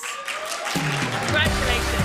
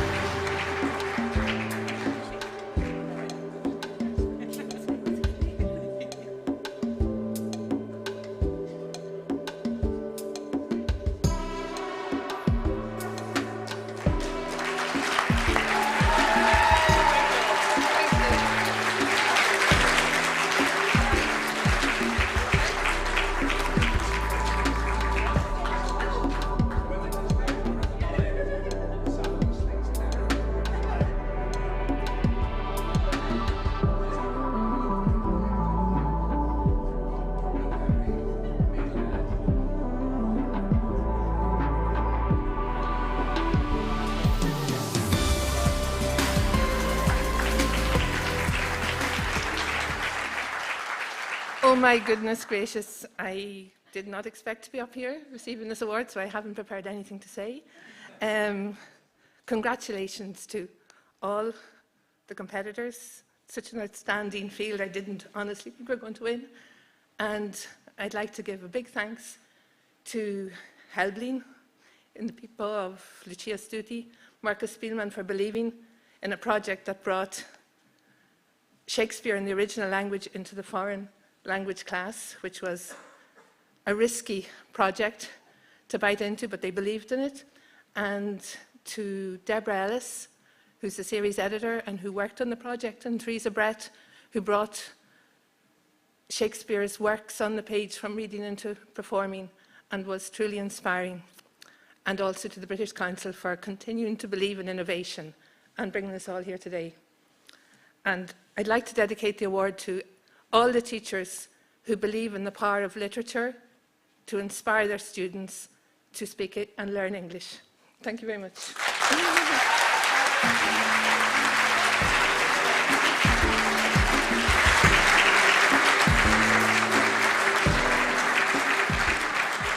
Shall we try and see whether you can complete this line? Full fathom? Five, very good, that's right, 5 marks. Our next Elton is the award for innovation in teacher resources. Well, teachers, you're a pretty amazing bunch. Amazing, yes. As I mentioned earlier, I am the son of teachers, and my parents were great. I loved listening to how they taught, and even sometimes going to their schools to see them teach. One story I remember was one about how my father used to get students in his class interested in reading. He would come into the class with a big pile of books from the library, and also some, I think he'd probably stolen from us, because some of my books went missing, okay, and from second-hand bookshops, and then he would start to read the first page of a book. And the first student to put their hand up would get the book, and then he would fling it across the room. Then on to the next and the next, until he had got rid of the whole pile. Well, actually, he was also, I should say this, a terrific reader. One summer holiday, we were camping in North Yorkshire. Think about that. My parents loved camping in places where it rained all day, every day. I think they thought it built character or something like that. Anyway, we just got wet. Anyway, every night we would all snuggle into one tent, our family and our friend's family, and my father would pump up the paraffin lamp. I think some people call it kerosene. I think anyway, same thing. And then he would start reading. What did he read? Great Expectations by Charles Dickens. He did all the voices, the posh ones, the London Cockney ones. Here was the posh one. Guess who's speaking? How much do you want? I said I didn't know how much. Come, retorted Mr. Jaggers. How much? £50? Oh no, not nearly so much. £5? said Mr. Jaggers. And then the Cockney from earlier on. And you get me whittles. He tilted me again. You bring 'em both to me. He tilted me again, or I'll have your heart and liver out. And if someone moved in the tent, shadows moved round the tent with them. Magic. Although they had to deal with global challenges in their time, particularly the Second World War, they never had to try and reach their students during a pandemic. Yes, this award in particular makes me think of the challenges teachers face now to rebuild students' skills and confidence after a few very unsettled years. And these resources, which were developed during the pandemic, touch this directly. In fact, this award gets to the heart of the question: how should teachers teach? Of course, there isn't a single right answer, and that's reflected in the range of high-quality teacher resources created by this year's finalists. These include the psychology of learning, mediation in the classroom, and how to build bridges between learners, ways to break through the screen of online learning, finding pragmatism and how to help learners understand the importance of context and how to track whether your teaching practice is working. And to present this prize, it gives me great pleasure to welcome the winners in 2010, known for their approach to doing away with materials, allowing lessons to be conversation-driven and seeing what emerges, a philosophy known as Dogma, ELT. It's Luke Meddings and Scott Thornbury. Put your hands together.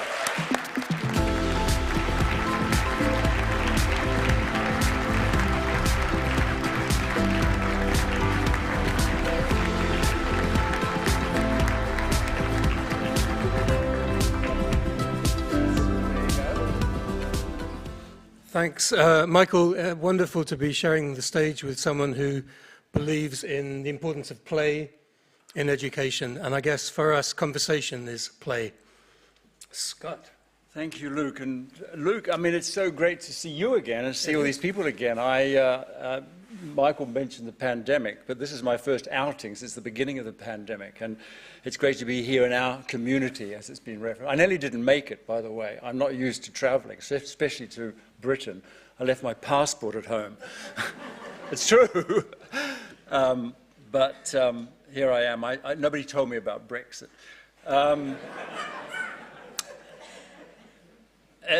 Stevie Spring asked what we were doing in 2002. If you think back, well, what I was doing in 2002, around about this date, was doing what Michael was just been doing. So this is a little-known fact. I was the host of the very first ELTons in 2002. And just think about it. You know, I was the host in 2002. Michael Rosen is the host in 2022. Look how far we've come.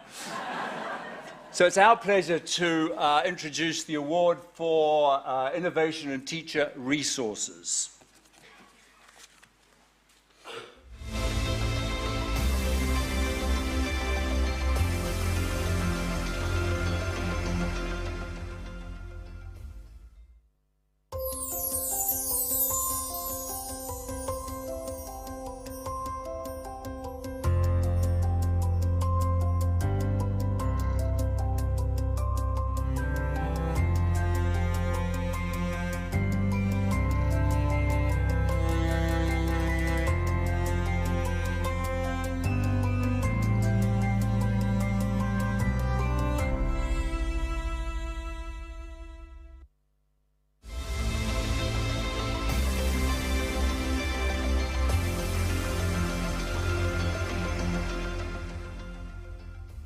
Hi, I'm Joan Kang Shin. And I'm Jared Bora. Breaking Through the Screen helps English teachers prepare for the online and blended language learning environments that are the new norm. The best part is that we highlight real teachers and authentic classroom applications that come from around the world. Read our book and begin to see yourself breaking through the screen as an innovative, online, and blended English language educator.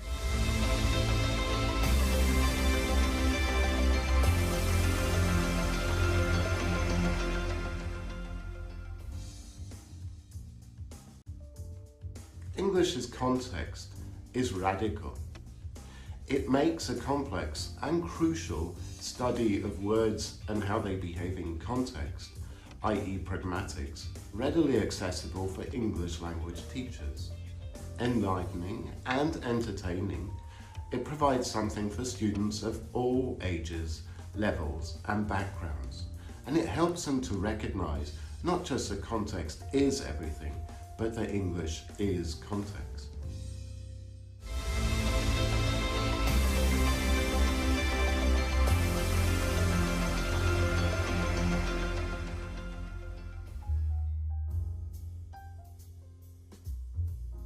Our book, Activities for Mediation, is the first resource book for teachers about mediation as defined in the CFR. It helps students understand the concept of otherness and encourages them to develop communication strategies that they can use to reach a better understanding of text, people, and each other. Our book offers a practical interpretation of the notion of mediation, as well as a vast array of tasks that teachers can use to bring mediation into the classrooms.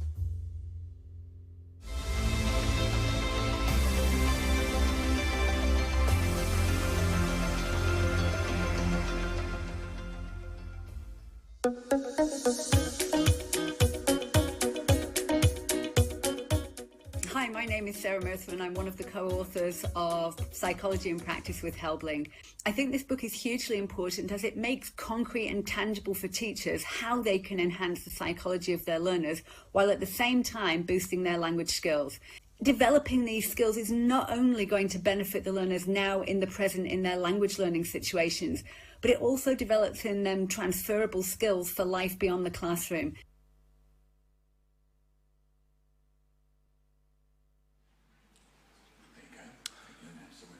Okay, so the British Council ELTons Award for Innovation in Teacher Resources goes to Ideas in Action, Activities for Mediation.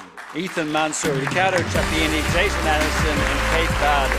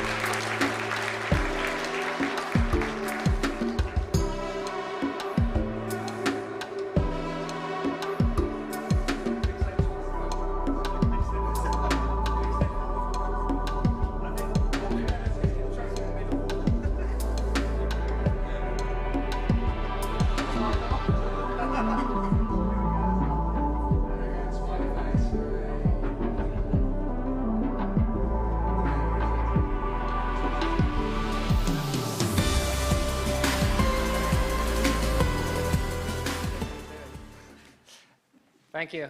I also didn't really prepare anything because I was sure we weren't going to win. Not. But I just want to thank the British Council for putting on this event and celebrating innovation. Obviously, it's such an important part of what we do as teachers. Who else do we want to speak? We want to say thank you to Delta Publishing, of course. Yes. We want to say thank you to Jason Anderson. Yes, who's here tonight. Absolutely. We want to say thank you to our asylum partners for helping us. Then I think that's it. Kate Bott, our editor, Absolutely. for believing in this project from the very start. And also to all of our students who were very patient with us while we were trying out these in class. To try our remediation tasks. Great. Okay, thank you. Thank you.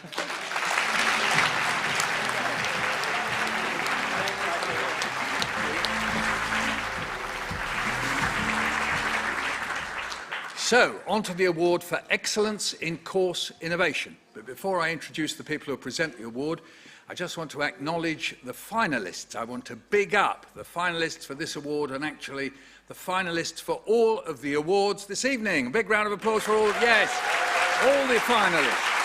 Fantastic. Let's remember, being an ELTons finalist is a big deal. To get to this point, the judges agreed you have produced something great and noteworthy in terms of both innovation and functionality. This year, the British Council received how many entries? 145 entries from 45 countries across 6 continents. Apparently, there were no entries from Antarctica this year. Next year, maybe. Out of all of the entries, only 27 have been shortlisted as finalists, just a handful or so in each category. So well done to all of you finalists. Okay, back to the ELTon for Excellence in Course Innovation. The entries in this category are all entire English language courses for students of any age at different levels. The finalists for this award all excited the judges because they showed an understanding that language is fundamental to good communication, community, and citizenship. That language learning is more than understanding vocabulary or even how to spell a set of words.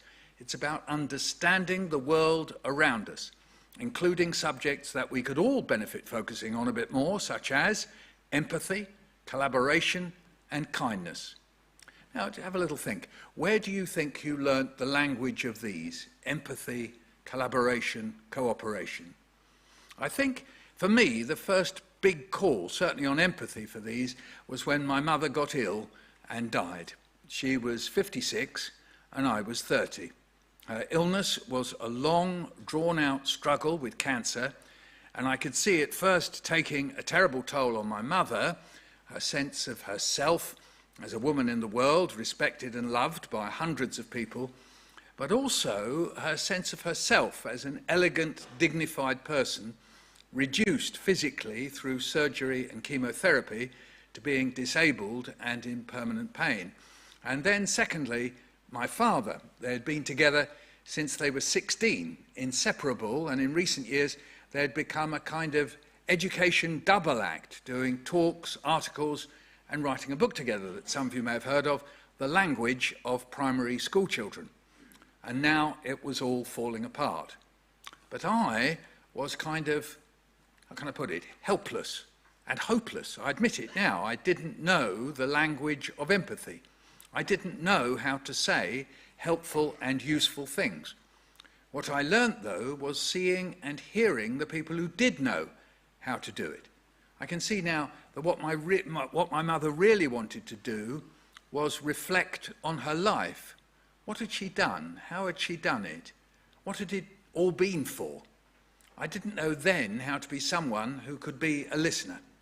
Sometimes that's the most important thing we can be. Yes. To present this award, I'm delighted to welcome the previous Elton Award winner and finalist 2022, Emma Hoyle, Managing Director, International House World Organisation, and Anne Attridge, founder of Click to Learn, finalist in 2014 and winner in 2020. Please welcome them to the stage. Thank you.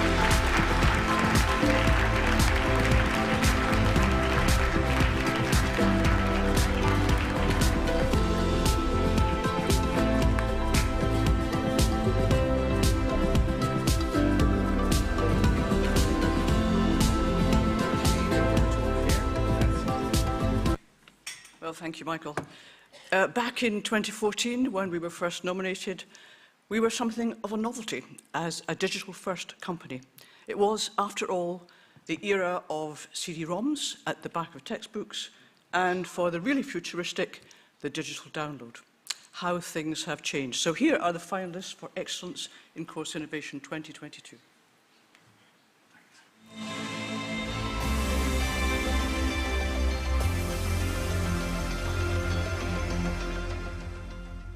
It's not easy to address global issues in an engaging but not overwhelming manner. Brain Juice does just this by using the UN's Sustainable Development Goals to help children get close to and understand today's key global issues. The videos, texts, and activities provide manageable input that then is built into language skills development. They include people from diverse backgrounds and characteristics to promote students' awareness, as well as their own ability to be the change.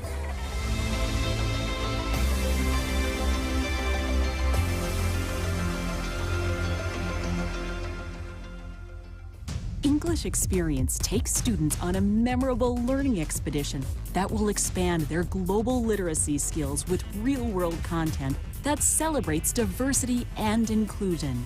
The series promotes student autonomy through a variety of resources like projects, games, videos, and digital books. English Experience encourages students to develop a passion for discovery and become lifelong learners.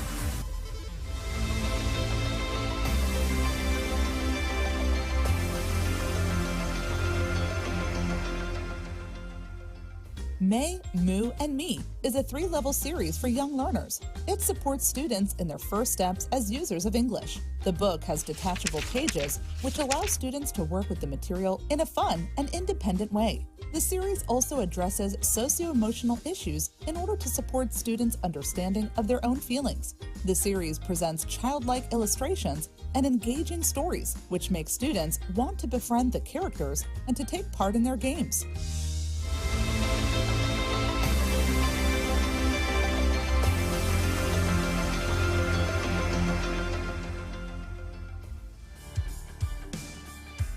With Synchronize, teachers transform their classroom into a collaborative learning environment.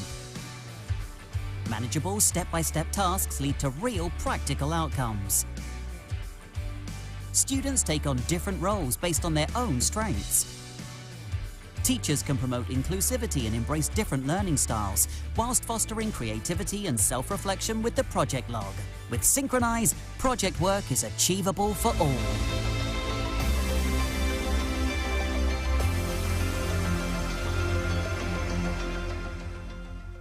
The Transform eKids series reflects the changes we're seeing in education around the world. The team made a bold move away from a Lexis or grammar-driven syllabus and towards a competency-driven one that draws on best practice ideas that experts from different fields believe will develop the language and skills children need to thrive in an unpredictable future. The lesson framework and detailed lesson guide show educators, step by step, how to empower all students, not only to find their voice, but how to use it as a route to social change in their school and the wider community. And the winner is Brain Juice, Andrew Starling, Elisa Delgado, Andrew Dainty, Daniela Tovar, Alian Moreland, Lizzie Jardin, Ruby Ramirez, Susanna Moreno, University of Dayton Publishing.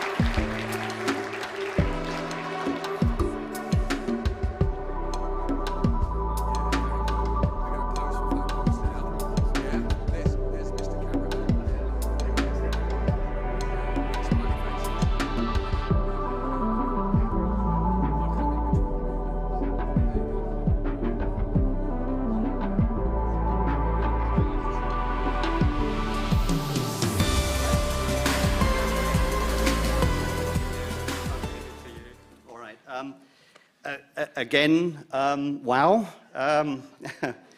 Obviously, this is the work of a great number of people. The Brain Juice team who worked hard to put this all together. Andrew, Daniela, Alan, Ruby, Lizzie, Mine. Anybody else I've forgotten, I'm so sorry. I'm rather overwhelmed at the moment. Thank you to Ugo and to Marta as well for their support and for believing in this project. And thank you very much to British Council, to the ELTons as well for this opportunity to show what we can do and what we're capable of. Thank you very, very much.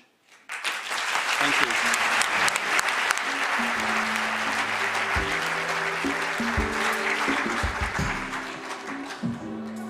I was reminded one of those materials there. I'm learning a language now. It was the language of my parents and grandparents, Yiddish, and in the class last week we had to compare two bears, different coloured bears, and one of them was the Disney Winnie the Pooh, and the other one was the Russian version of Winnie the Pooh, who's called Winnie Puch. Anyway, we had to describe that in Yiddish, but never mind, I won't go there. Yes, the award for local innovation celebrates overcoming adversity or solving an urgent problem in a specific context. Let me tell you a story. When I was growing up, there were times when my father would look away into the distance and say something like this: You know, I had 2 French uncles. They were there at the beginning of the war. They weren't there at the end. And then my brother, or I would say, well, what happened to them? And he would say, I suppose they died in the camps. Now, you know I'm Jewish, and you know when people talk about the Second World War, as my father was then, that phrase, the camps, means something to you. But this was the 1950s. I would say about 9 or 10. We didn't have a TV. We didn't have any books about these camps. And I don't remember relatives or even Jewish family friends talking about them. So when my father said this sort of thing, I actually had no idea what he meant. Well, leap forward, say, 10 or more years, and of course by then I knew exactly what he had meant, but there was no way then of finding out what had happened to these uncles. Then, as I got into my 40s, I became increasingly bothered and even annoyed, perhaps angry, that I couldn't find out more. It seemed to me that this terrible project that the Nazis had doubly succeeded in my family. The first of trying to eliminate a whole people from Europe, but also of eliminating the memory. So I set about using all my skills as a researcher, a reader, student, speaker of French, and to a much lesser extent, German and Yiddish, to find out what had happened. And with that, all that, and by a combination of persistence, luck, and coincidence, I got there. Time and time again, I came face to face with soulless, cruel documents, sending out commands, carrying them out, even an account by the police who arrested one of these uncles. I've translated them for my relatives and written them in books for young people so they can see how such things were done, written in English. It's taken me something like 30 years to do. In some ways, it's either one of the things, or perhaps the one thing that I'm most proud of having done in my life. The ELTon is an award for educationalists, designers and writers who have the empathy and chutzpah to spot a challenge and work out how they can help others to overcome it. The finalists in this year's category are all inspiring. This ranges from sign language poetry and local folk tales to a development of a famous talking portraits museum where students could literally put words in the mouths of paintings in a gallery, and a project involving Ukrainian veterans in a performance of Shakespeare's Twelfth Night in English. The local challenges ranged from students' special needs to war-related trauma, creating nationwide collaborations between teachers and reaching Indigenous learners at home during lockdowns. Now, to present this prize, it gives me great pleasure to welcome previous winners. Harry Kucha, a trustee of the Hornby Educational Trust, a winner in 2021, and Nick Bilborough, founder of the Hands Up project, which won in 2019 and 2021. Please welcome them to the stage.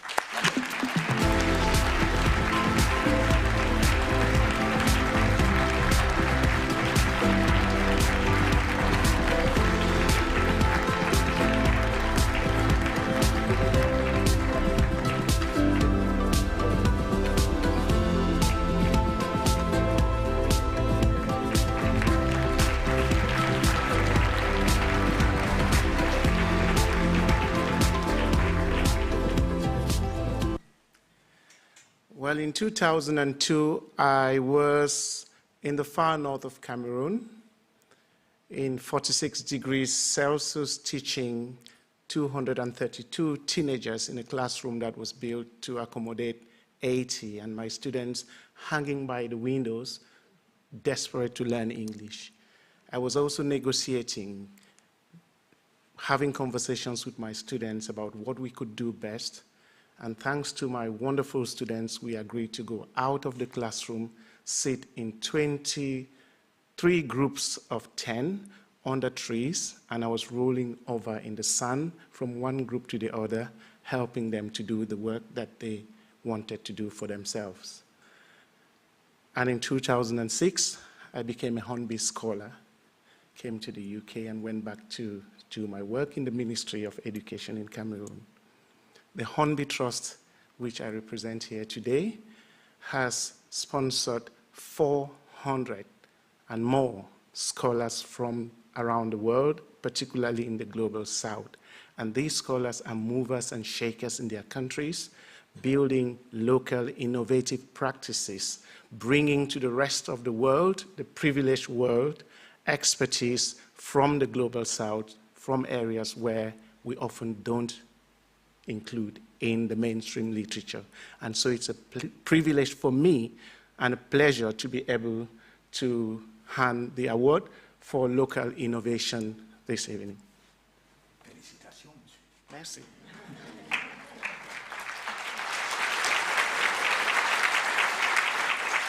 This award is particularly close to my heart, not just because we won it in, or the Hands Up Project and the United Nations Relief and Works Agency, which works with Palestinian refugees.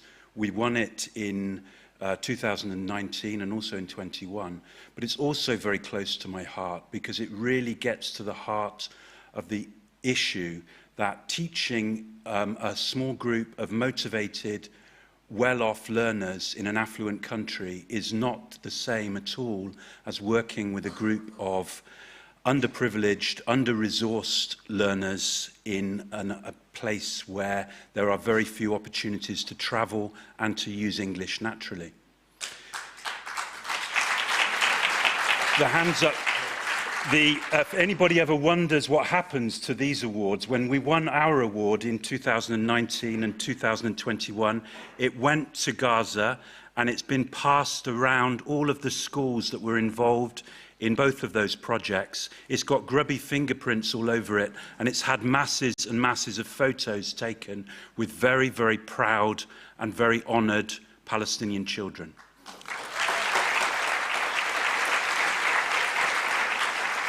We've had a look at the nominees for this year's category, and I am with great honour and great pleasure to present the finalists for this year's 2022 Local Innovation ELTon.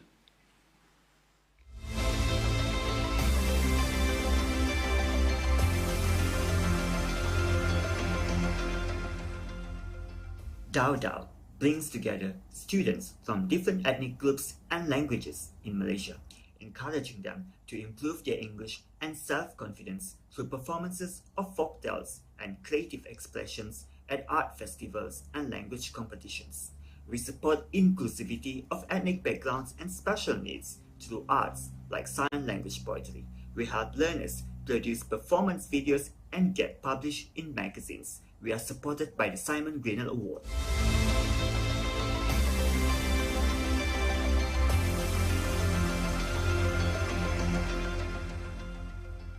Based on the fact that English is the most widely spoken language in the world, English as a lingua franca helps teachers understand how it affects their classes, bringing a new and different perspective on how to teach English.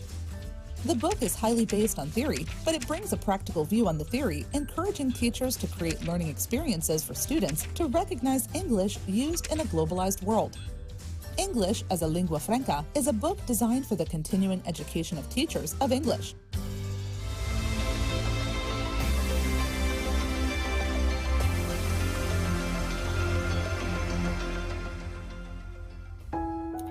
Somewhere in the primary school of Nepotida in Greece, during a very hard year with all the devastating impacts of the coronavirus pandemic, sometimes through remote learning during lockdowns, sometimes in the classroom, and other times in the computer lab, despite all the demoralizing quarantines and masks, with the collaboration of English, art and technology, the students created a unique museum where portraits could actually speak.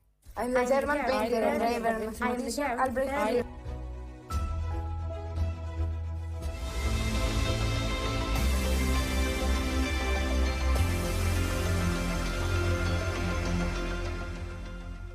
Picture this: a dynamic and inclusive approach to teaching ESOL for all levels, all ages, and in any setting, face-to-face or online.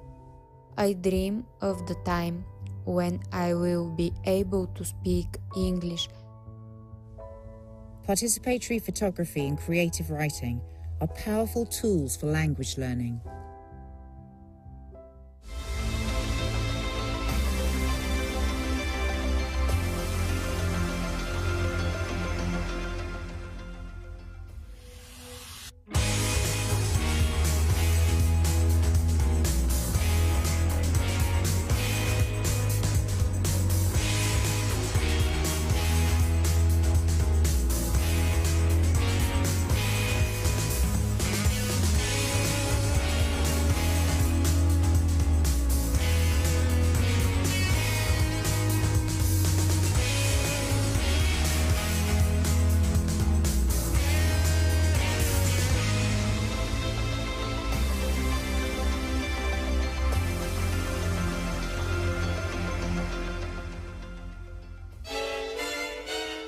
we connect teachers to give the best response to Peruvian educational policies, creating local content to make our classes meaningful. We overcome the silence and solitude, raising students and teachers' voices for a better world through literary expressions. Dogma English Language Teachers Network is committed to Peruvian quality education.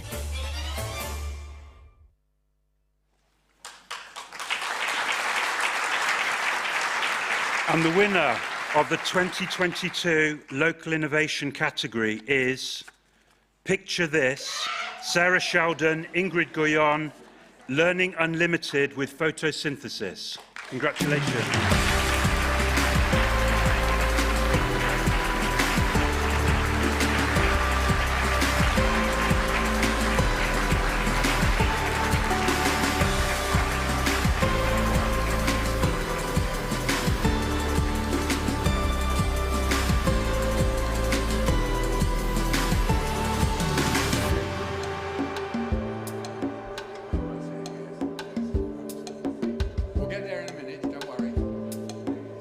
Trek to the stage.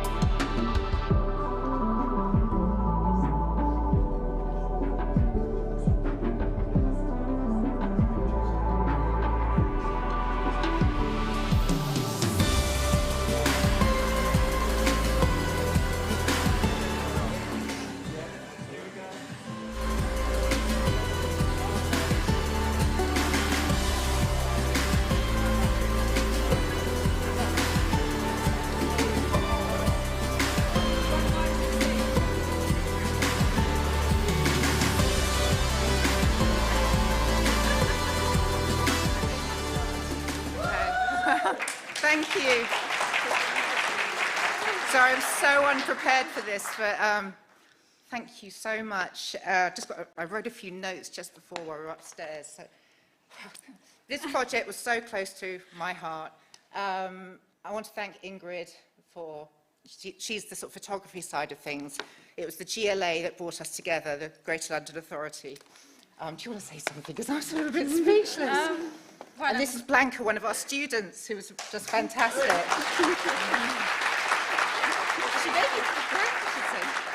She couldn't stop writing poetry when we started. And I mean, I'm crying because I never expected. I flew away from Spain to come to this. And after, I didn't know you, Michael, and I don't know. I have to say that after listening to you, now I understand why my dad forced me to study English at university. I didn't want to. I wanted to be an anthropologist and a photographer. And he forced me to study English. And now I understand why, after what you've said, because he opened me the world, like the doors to the world. I've been traveling all around the world, taking pictures and bringing empathy, like you said. And now he's bringing the two together. It's English and photography together. So it's beautiful. So, Blanca, do you want to say just how the project was for you? Just really quickly. Yes, of course. I would like to say thank you so much at this project, because I was learning a lot step by step. This project, especially Sarah and Ingrid, helped me how to start to writing poems. I was writing about the COVID-19 as a first time a poem. Later, this is a good motivation. It says, thank you so much for all of them, to help me to continue writing my book. I'm ready writing my book in Spanish and in English. Okay, thank you so much. Thank you so much. And it's through photography.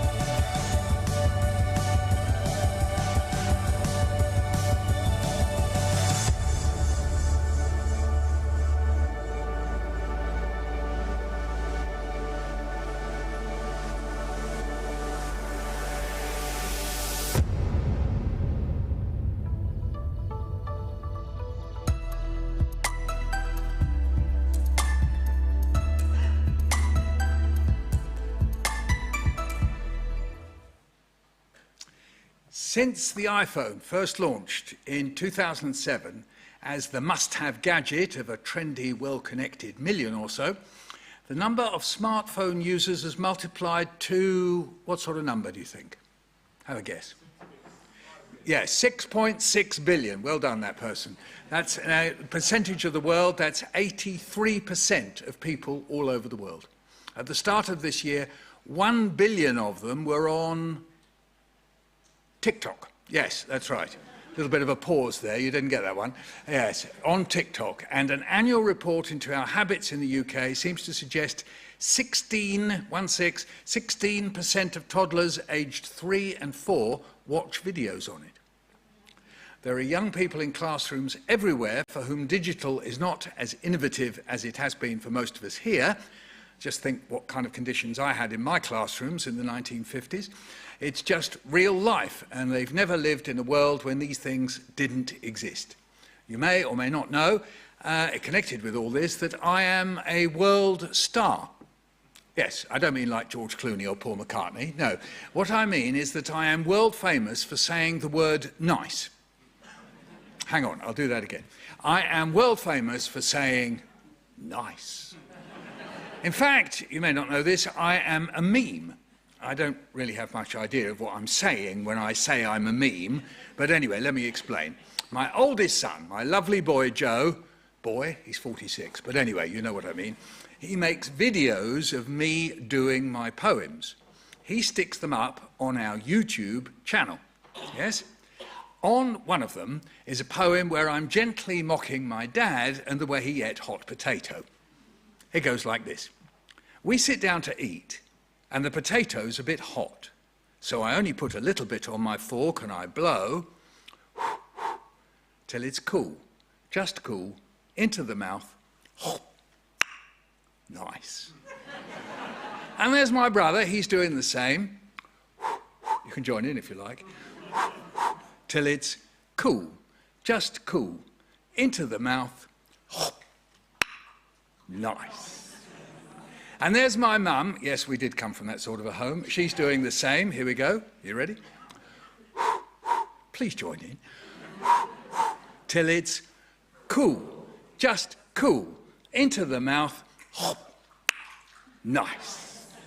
But my dad, what does he do? He stuffs a great big chunk of hot potato into his mouth, and that really does it. His eyes pop out, he blows, he puffs, he yells, he bobs his head up and down. He even spits bits of potato onto the plate, sorry about this, and he turns to us and he says, "Watch out, everybody, the potato's really hot." Now, some creative kids in the US took hold of the video of me doing that, chopped out the bit where I'm saying nice, and made it into a meme. In fact, as they come from the US, they think with my accent, I'm saying noise. Remember, Americans say nice, but they think I'm saying noise, so they've put a subtitle on it, N-O-I-C-E, noise. Suddenly, round the world, I started becoming known as the noise guy. People stop me in the street, this is absolutely true, and shout, "It's the noise guy!" Hey man, look, I've got my phone, can I record you? Please, come, do it, say noise, say noise. In fact, I can't go past a group of children, particularly secondary school students, without them mobbing me and getting me to do it, yeah? But it doesn't end there. I've been discovered in China. You may know that Chinese people are very respectful towards old people, and one way to be respectful to an old geezer like me is to call them grandpa.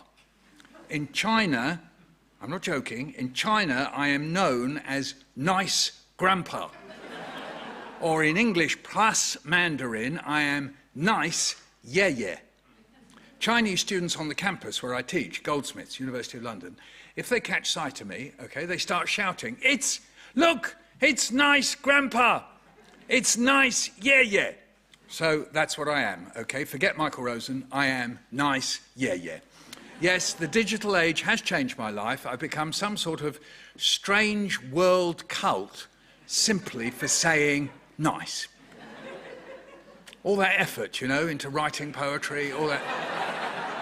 This was a complete waste of time. I should have just simply looked at the screen and gone, nice. There's another side to all this. A mother did actually tell me recently that her teenage son doesn't remember her reading my storybooks to him when he was little. But he does know me through my online presence. Do you know Michael Rosen? She asked him, and his reply was, oh yes, I saw him on YouTube suffocating school kids under the table. I'm assuming, well, I'm hoping actually, he was referring to my poem, No Breathing in Class. It's a very realistic poem. My point is, educators today have an overwhelming range of digital tools at their fingertips, and most of today's students expect to learn using phones and apps. The real skill is in developing the right tools to truly support teachers and engage learners, as this year's finalists of the ELTons for Digital Innovation do. They include the use of artificial intelligence, speech recognition, and voice-controlled tech, as well as immersive learning in the metaverse, all to improve students' confidence in English. To present this prize, it gives me great pleasure to welcome Emma Rogers, CEO of Littlebridge, winners in 2015, and Federico Espinosa, Director of Learning at Busu, winners in 2020. Please welcome them to the stage. Thank you.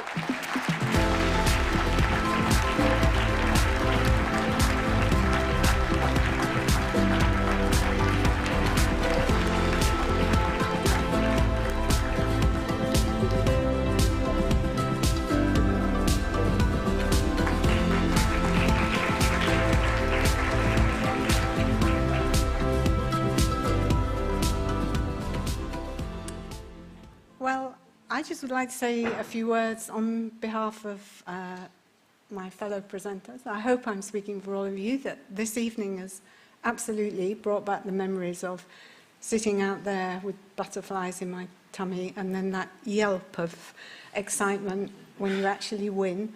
So I want to say a big thank you to the British Council and the ELTons, because innovation's hard, and that's something that perhaps we don't say enough. When you're doing something new, you've got to convince a lot of people, but this kind of thing makes it all worth it. So thank you, British Council. And with that, it's really our great honour to introduce the finalists for the Award of Digital Innovation.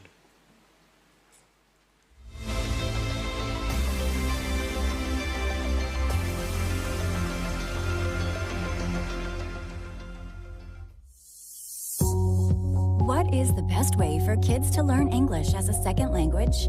This is a clock. Engaging games with endless content. This starts with the letter C. You got it. Cool. This is a panda. Wow, panda. Based on the latest research and powered by artificial intelligence to teach listening, speaking, Yellow. reading, writing, pronunciation, vocabulary, and grammar. Join over 1 million families on Ailey Learns English.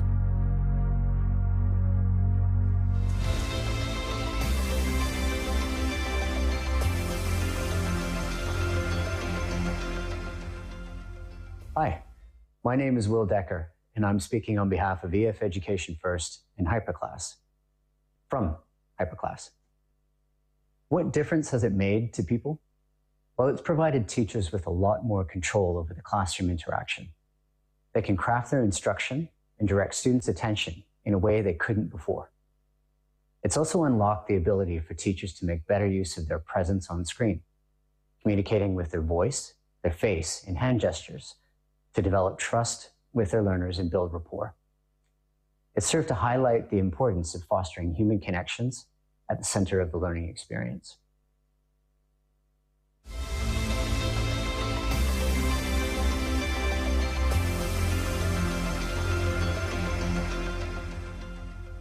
Hi, I'm Dylan. Having trouble speaking English? Practice speaking with native English speakers for the price of a coffee a month. Hi, I'm Ashton. Hi, I'm James. Hi, I'm Savannah. Scenarios where you are the main character.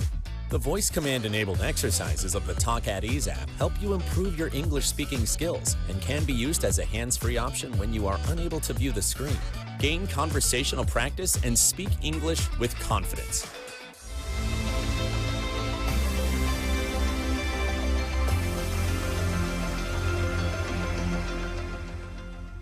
Where can I get examples to really show how words and collocations are used in different contexts? The Prime Machine HD brings the power of corpus methods to your phone, tablet, and laptop. Play and learn, study and discover, upload and analyze. There's over 100 pages of instructions and ideas to paste into your own materials. You really can bring corpus data to intermediate classes through to thesis editing. Free to download, free to use, and free materials to customize for your students.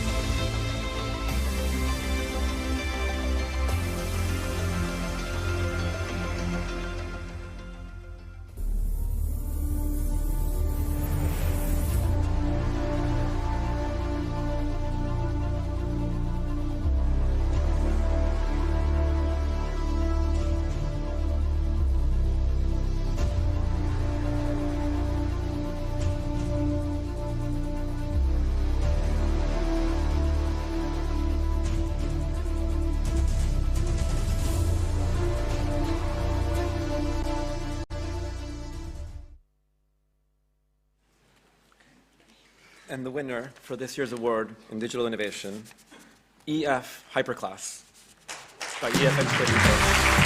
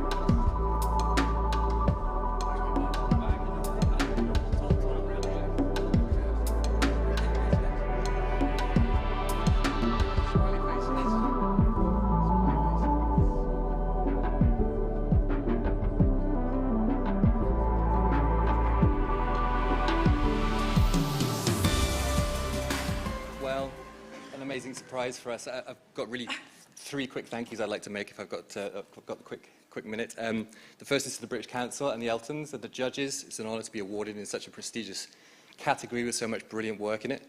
The second really is to the Hyperclass team and the wider people who've worked on this. You know, there's an amazing amount of people working behind the scenes to make this a reality. I think, you know, there's product designers, teacher operations managers, all working tirelessly to sort of spin this up and make it a real thing. And I think the last thank you is really to the teachers. You know, without them, the true digital innovators, I think none of this would be possible. So I think, you know, this award is really for them. And yeah, thanks very much.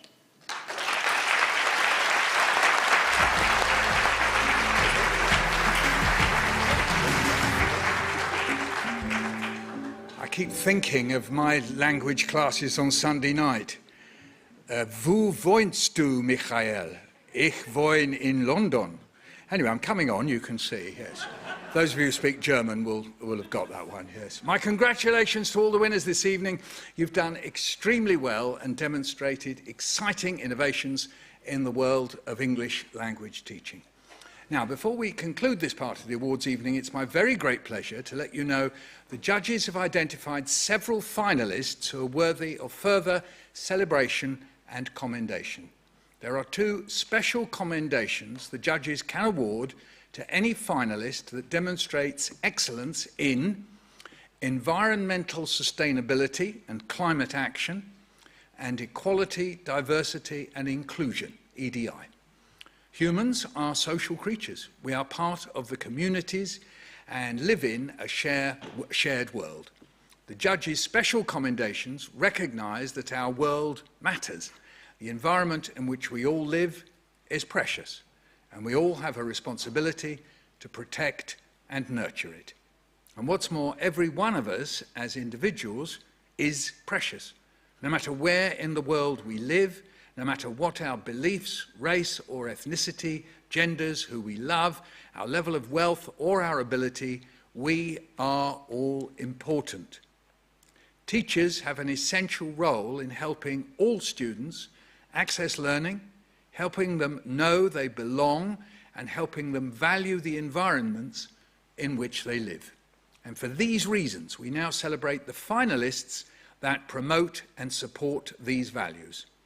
Last year, there was one finalist that bagged both commendations, and the British Council has invited them back to present this year's. So I'd like to invite to the stage Colette Thompson from the double commendation recipients, Sensations English. Colette.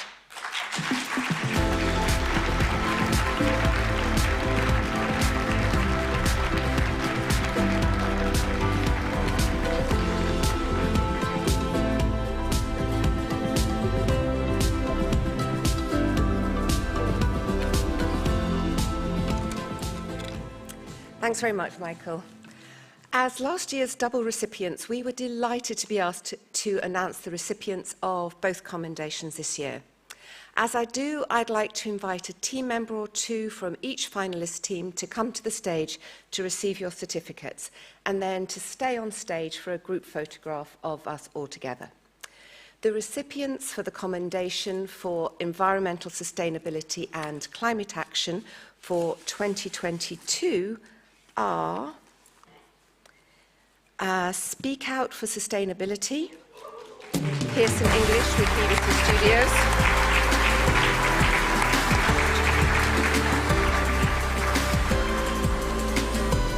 Brain Juice, University of Dayton Publishing,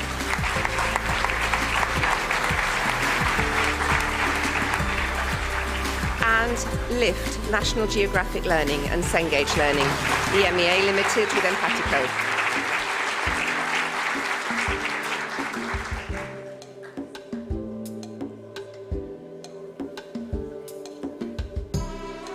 So we've got Pearson and the BBC website. Yes, there we go. Well done. So you're going to stay up. Which one's yours? Oh, you're together. There we go. Very good. So I haven't got my glasses on. University of Digital. It's that one. There you go. Got to have the right one. Very good. There we go. Nice to see you again, guys. Very good. Lovely. There you go. And then you stay on stage, and then we're going to have the next three. Yes. And we have a further 3 commendation winners for the Equality, Diversity and Inclusion Award, which are Dow Dow, Kenningow Vocational College with Macmillan Education and International House Worldwide.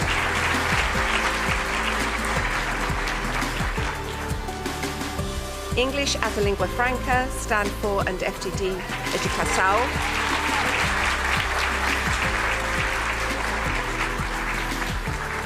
And Meimu and Me, Stand For and FDD.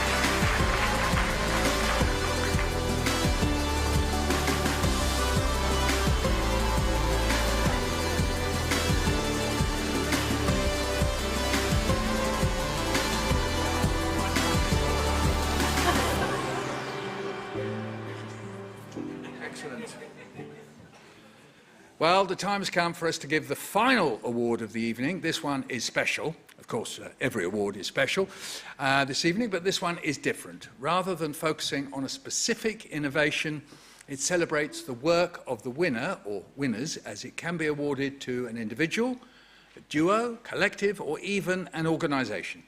And rather excitingly, it features the most powerful, influential, and popular word in the English language. It is the Outstanding Achievement Award. And the amazing word, you're all wondering that, it's used more than twice as much as any English word, and it packs a punch. The word is the. Just think, will I be presenting an Outstanding Achievement Award? No, it will be the, or even the, because we do have at least two ways of saying the word. The Outstanding Achievement Award, and the winner has been nominated by you, the International English Language Teaching Community. This year, the British Council received scores of nominations, including people who inspire you, who taught you, who work with you. And to announce this year's winner, I'm delighted to welcome the 2016 winner of this award, Catherine Walter, Emerita Professor of Applied Linguistics at Oxford University. Lovely. And we're so pleased for you to present this.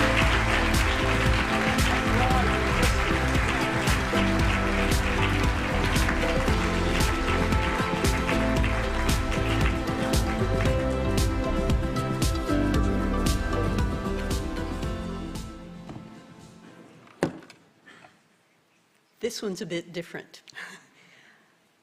I am going to announce now the winner of this award, and then we'll see tributes from some of their friends, colleagues, co-workers, and then we'll invite them up to receive their, I'll say a few words, and we'll invite them up to see their award, to get their award. And the winner, I am so honored and privileged and happy to be able to say that the winner of this year's award is Penny Ur.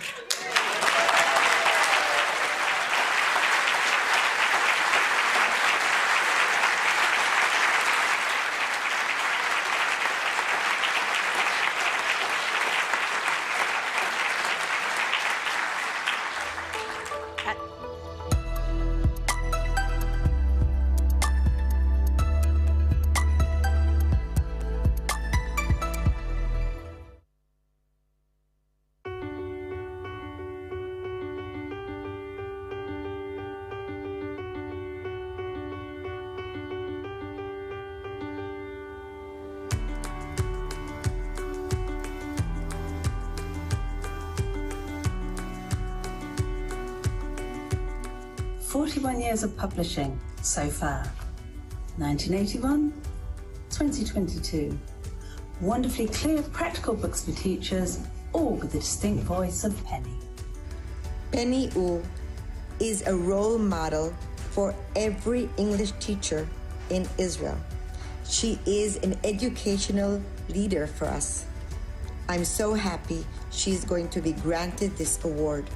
I think the hallmark, the essence of Penny's work is the unique way in which it is rooted in the classroom experience and the way she has continued teaching and living in classrooms throughout her career.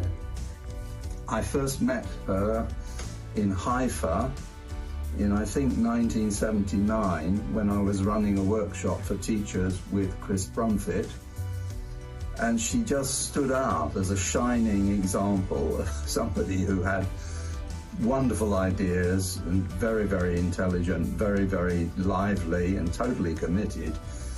And as a result of that, Chris Brumfitt put her in touch with Adrian Duplessis at CUP and recommended that she pass on a manuscript to him, which she did. And the result was Discussions That Work, which was her first published book. And the rest is history. Congratulations, Penny.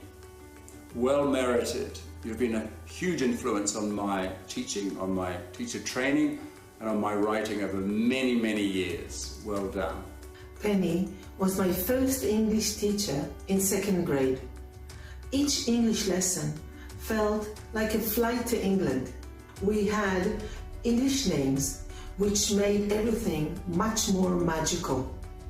Becoming later in my life English teacher is due to these wonderful memories, but also due to Penny's special and very, very imaginative attitude to English lessons and to us.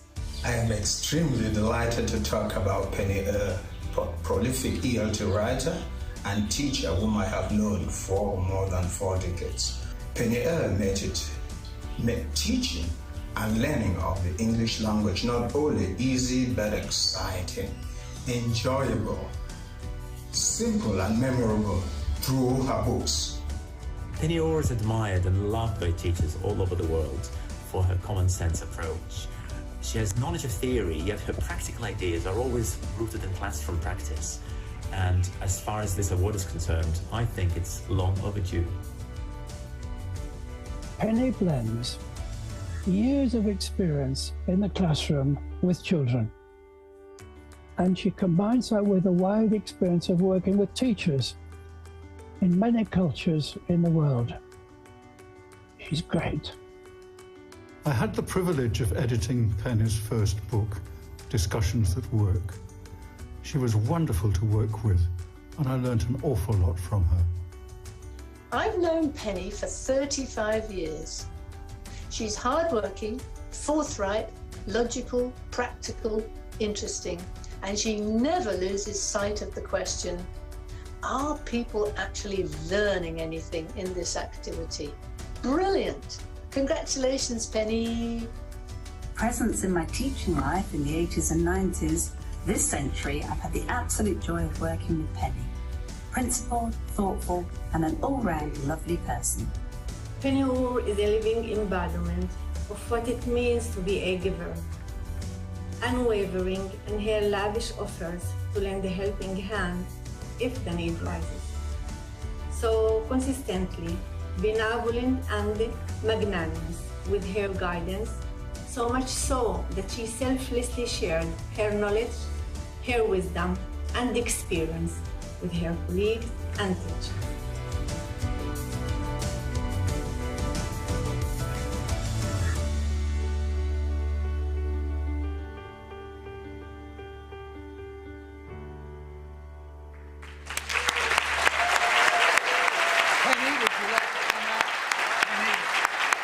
Penny, could you come up now?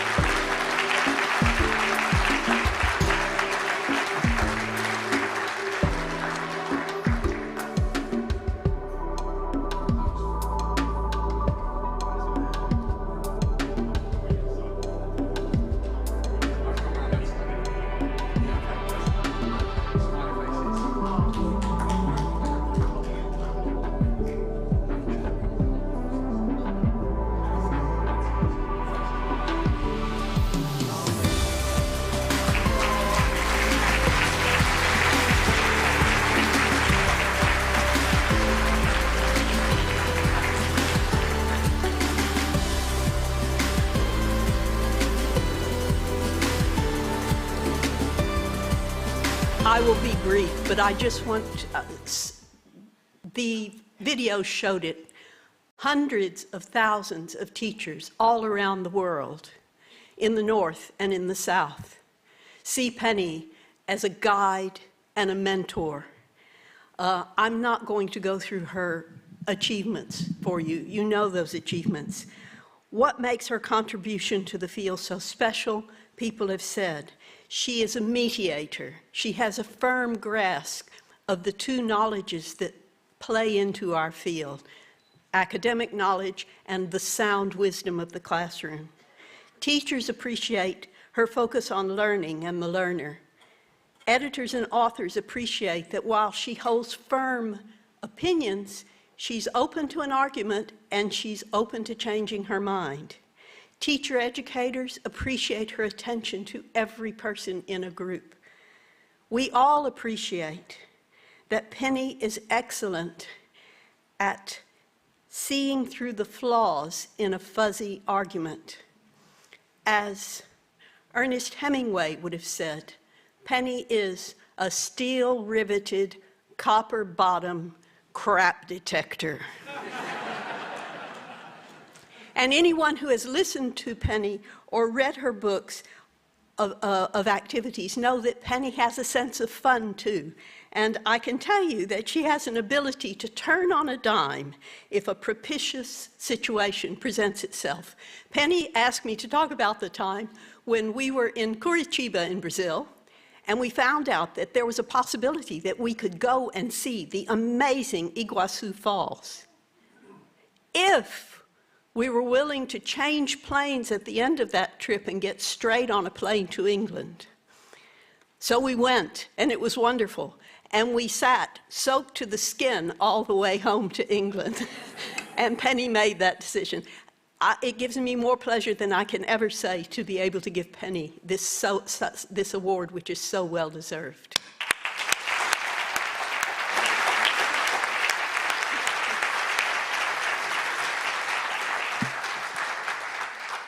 Wow. My favorite word in the English language, taught to me at a very tender age by my grandfather, is the word serendipity, which is the quality of having things happen to you by accident which turn out well or beneficially or fortunately. And I've had more than my fair share. First, my family, a loving and supportive husband for the 50 years we've been together, 4 long-suffering children, long-suffering because they had a mother who, when they were growing up, spent a lot of time preparing lessons and going to courses and traveling, and they put up with it uncomplainingly. Second serendipity was the era into which I was born. I was born in 1943. I started teaching in the late 1960s. And from that time on was the era when English was expanding very rapidly from being mainly the language of the English-speaking nations to being mainly, as it is today, the language of international communication. And with that expansion came increased demand for teachers, courses, materials, research, and therefore vastly expanded opportunities for professionals like myself. Third serendipity, all those from whom I have learned. If my favorite word is serendipity, my favorite saying is actually not an English one, it's a Hebrew one, mikol melamdai hiskalti, which means, from all those who teach me, I have learned. Notice that the saying doesn't talk about teachers at all. It talks about those who teach me, and those who teach me can be anyone. In my case, that term comprises aforementioned family, including, incidentally, grandchildren. It's amazing what you can learn from your grandchildren. But also friends, critics, teachers, students, colleagues, and the enormous number of people who are experts in ELT who have spoken and written articles and books and from whom I've learnt an enormous amount. And there are a lot of them in the audience today, and some of them were speaking on the video, and many, many more who are scattered around the globe. Too many to mention by name, with one exception, and that is Michael Swan.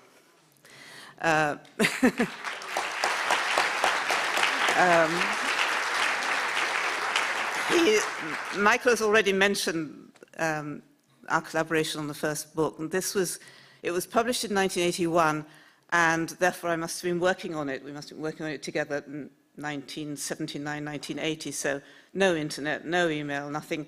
I would type out my drafts on a typewriter and send them to him by airmail. I would get them back weeks later, covered in red ink, with merciless criticisms. constructive suggestions and the occasional judicious commendation. And it was an absolutely incredible learning experience. He said it was a learning experience for him as well, so it was mutually beneficial. But for me, it was amazing, and it was my introduction to writing and publishing as well as teaching. So to Michael, to all those who have taught me, to my family, my deepest gratitude, and to the British Council for this award. Thank you very much.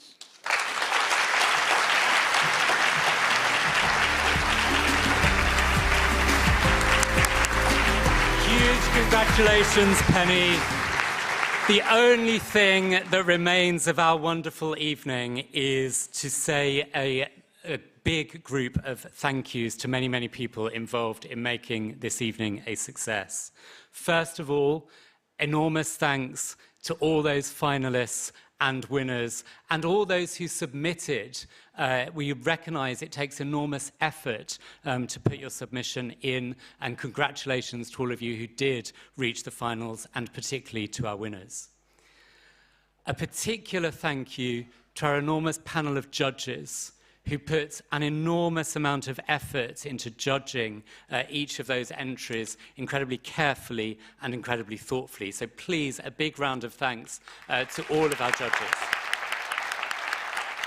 And a big thank you to IELTS for being our partner this evening. We value IELTS support to the ELTons event. And of course, an enormous thank you to all of our award presenters, sitting over here, who did a great job this evening. A thank you to my colleagues at the British Council, particularly to Debbie, Nastia and Rebecca, but many, many others who actually make this evening the fantastic event that it is. And also to British Council colleagues past.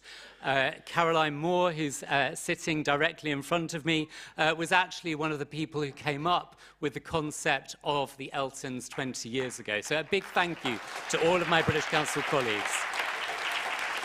And a final thank you to, or a penultimately final thank you to, all of the previous, over the last 20 years, finalists, winners, judges, presenters, hosts, guests, partners, and colleagues. Enormous thanks to everybody who's been involved in the ELTons over the last 20 years and made it a huge success.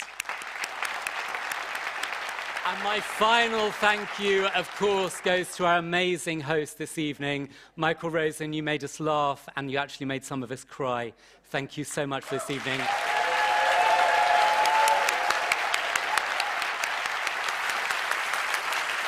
the final word to you, Michael. Thank you. Thank you. Well, I think for me, one of the things that's really exciting about these awards is their age. Yes, 20 today, so that's 20 years of innovation in English language teaching. That's excellent enough to warrant celebration and awards. So a bicentennial, I believe it's called, that's what I've got here anyway, a bicentennial, new one for me, of gathering together, a bicentennial of gathering together, I love it, to say, hey, look at these great ways of helping learners access a language which helps them communicate with the world. A score of ELTons ceremonies celebrating the creators, helping to improve the educations, lives and well-being of others. Behind these awards is the British Council. The British Council is an organisation whose very existence is to, I quote, support peace and prosperity by building connections, understanding and trust between people in the UK and countries worldwide, end of quote. An organisation that understands the power of language and arts and culture. An organisation that is inclusive, opening its arms to support others in the UK and throughout the world with the bold aim of making a positive difference to people's lives. Tonight on stage and in the finalists, and actually throughout this room and in through those of you watching online, we are seeing those aims in action with creators, teachers and learners working together to shape a better world. I'd like to close this evening by saying It takes courage to learn a new language, one that's different from your mother tongue, and it takes a special kind of courage to teach in another language. Words can sometimes seem to feel like they don't belong to us, as if somehow or other they belong to special people who make rules about language, the custodians of dictionaries or encyclopedias, or to those who seem to have been born with it by people who look a certain way or who live in a certain place. As educators, you help others understand grammar, syntax, or phonetics, and to practice their speaking and their writing. You may write the course books and the tests, or develop the apps. You may even make the dictionaries. The truth is, we know that the English language belongs to the people who speak it, who learn it, or who learn in it, or who work using it, or who travel with it. English belongs to the people who use it to find safe passage across borders, or to make lifelong friends or partners. If you've told a pretty good joke in English and got a laugh, or woke up having dreamt in English, it belongs to you. Thank you very much. Thank you.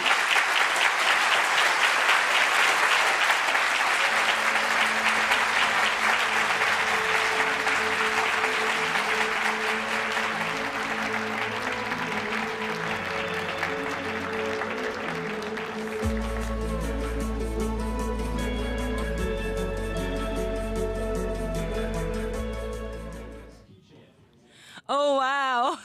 I know. Quite an emotional ceremony tonight. Very emotional. I had to hold back tears for quite a bit. But what Michael Rosen said at the end was something that I've been talking a lot about, the ownership of the English language, and how, you know, a lot of students and teachers might feel that the English language belongs to someone else.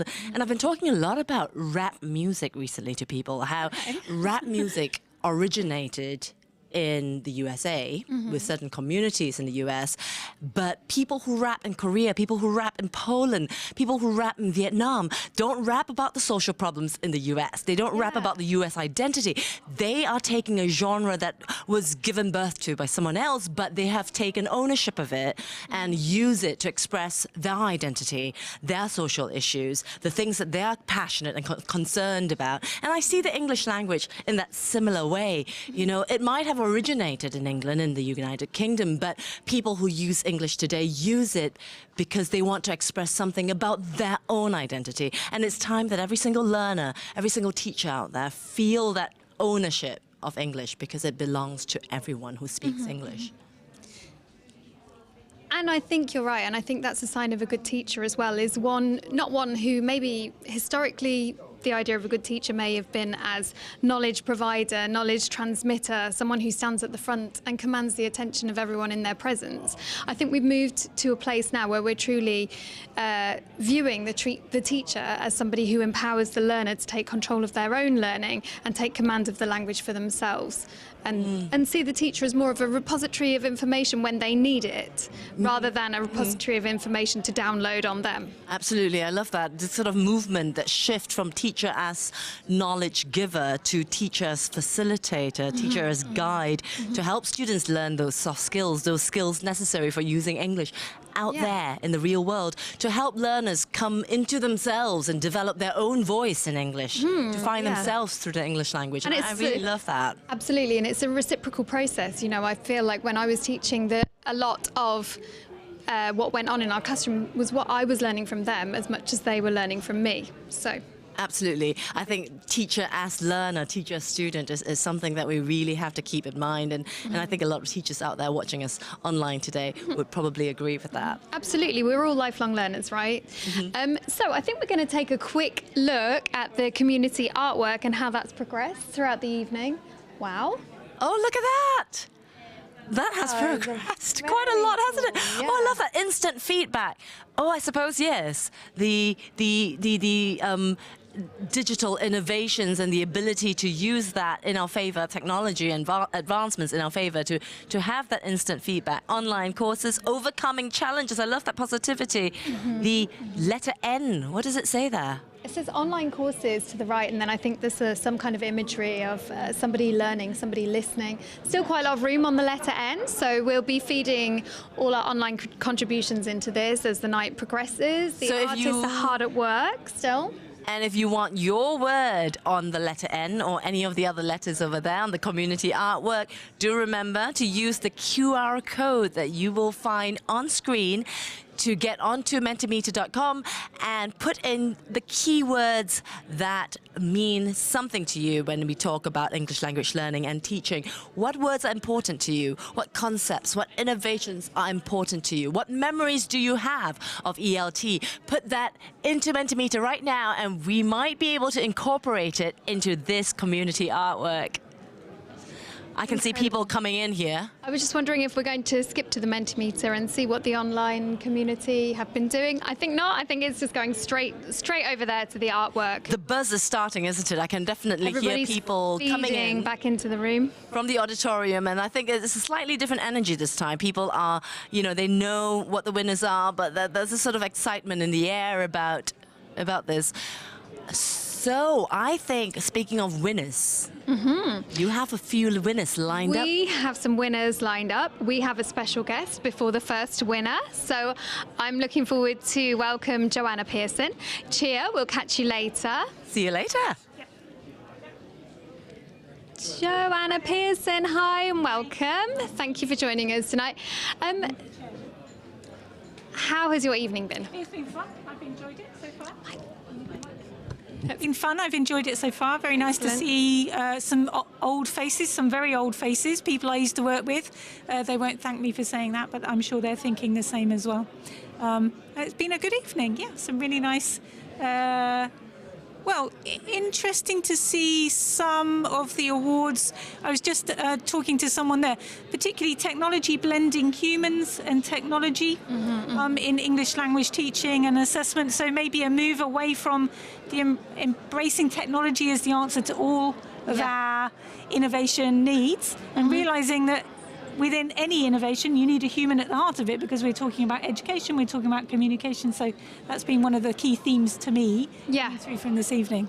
Absolutely. And what's the atmosphere like here tonight? Well, it was good, and it was really nice to see the hall packed with people again. I know some people are, a lot of people are still at home and watching virtually, but it's been very nice to see the room busy again and full of old friends and colleagues. Yeah, absolutely. Any particular highlights for you tonight? Well, one of the Outstanding Achievement Award going to Penny, that was wonderful to me. As an ex-English language teacher myself, I think she saved my life probably about 4,000 times in my first few years of teaching through her resource books. So it's very good to see her lifetime of writing and creating resources for teachers rewarded. I was really interested to see the award for digital innovation going to a new piece of technology, which has been very creatively blended with teachers to bring something new to the classroom, to students. So that went to EF with I can't remember the name of the product, but blending virtual reality with teachers in the classroom. That was really cool to see. And then I do like the focus on diversity and inclusion and on sustainability in some of the resources that were credited and nominated this evening. So that's great to see those themes continuing. Absolutely. It's amazing to see how things are progressing and moving forwards as well. So tell us a little bit about your role. So I am sometimes called the Director of Innovation at the British Council, but my proper title is the Director for New Product Development. And what we do as a group, we develop products and services that we either use in our own proprietary teaching centres, sometimes in our assessment centres, or sometimes digital learning resources or teachers' resources that people can use all around the world. We work both ourselves in-house, but with many partners out in the industry, and also increasingly with partners from technology and ed-tech fields as well. Amazing. Thank you so much for sharing. So if you had one word of wisdom, advice, or any other variety, what would that be for the finalists tonight? Well, I'm going to steal a word that Michael Rosen used earlier. So in my career in product development, he said that you need chutzpah, and I completely agree. You need the conviction, the resilience, the fortitude, the powers of persuasion to get your idea to solve someone's problem, to be backed, to be invested in, and ultimately to deliver to learners or teachers in classrooms around the world. So I thought his word, chutzpah, was a good one, and so I'm going to steal that. Fair enough. What's the expression? Copying is the most sincere form of flattery. Okay, I'm sure he won't mind. I'm sure he won't mind. Thank you so much for talking to us tonight. Enjoy the rest of your evening. It was a real pleasure to talk to you. Thank you so much. It's good to meet you. Bye. Thank you so much. So we are now going to move on to our first winner of the evening. We've got Ethan from Ideas in Action. Quick change around here. Ethan, hi. Hello. How does it feel to be holding your ELTon? Amazing, amazing, amazing. It's hard to describe. So you seemed, when you went on stage to collect your award, like you're very unprepared to win. Yes. Beautiful speech, though, by the way. I think sometimes being unprepared stands in our favour, but it was very humble. Yes, I was really not expecting to win, as everybody saw, and but yes, yeah. I'm still a bit speechless, as you can tell.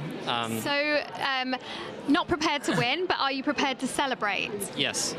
I'm prepared to celebrate. And how are you going to celebrate tonight? Well, spending time with people I don't get to see usually, so friends in my ELT community, people I interact with online but don't see in person or only see at conferences. So that's going to be nice. Okay, and tell us first of all a little bit about your innovation.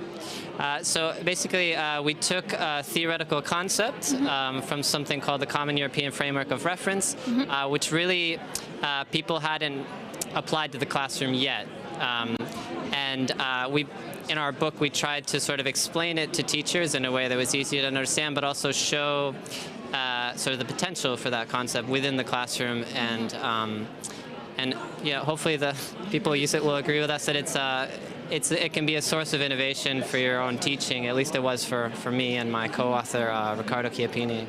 And have you had any feedback yet from the ground level? I mean, feedback tonight is praise indeed, but have you had any feedback from people using your resource? Yeah, we've had a few teachers who have talked to us about using it in the classroom. It's like a magical moment when you hear like a teacher talking about using one of your activities and students really reacting to it and really, that's really the most that anyone can ask for as an author, I think.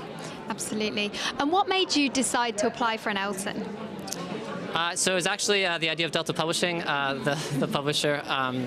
I'm not sure I would have done it on my own, but obviously I'm very glad that they took that step. Yeah. Well, you're glad and we're glad. Thank you so much for coming tonight. I hope you've had a great evening and that you enjoy the rest of the celebrations. Great. Congratulations. Great. Thank you. Good to meet you.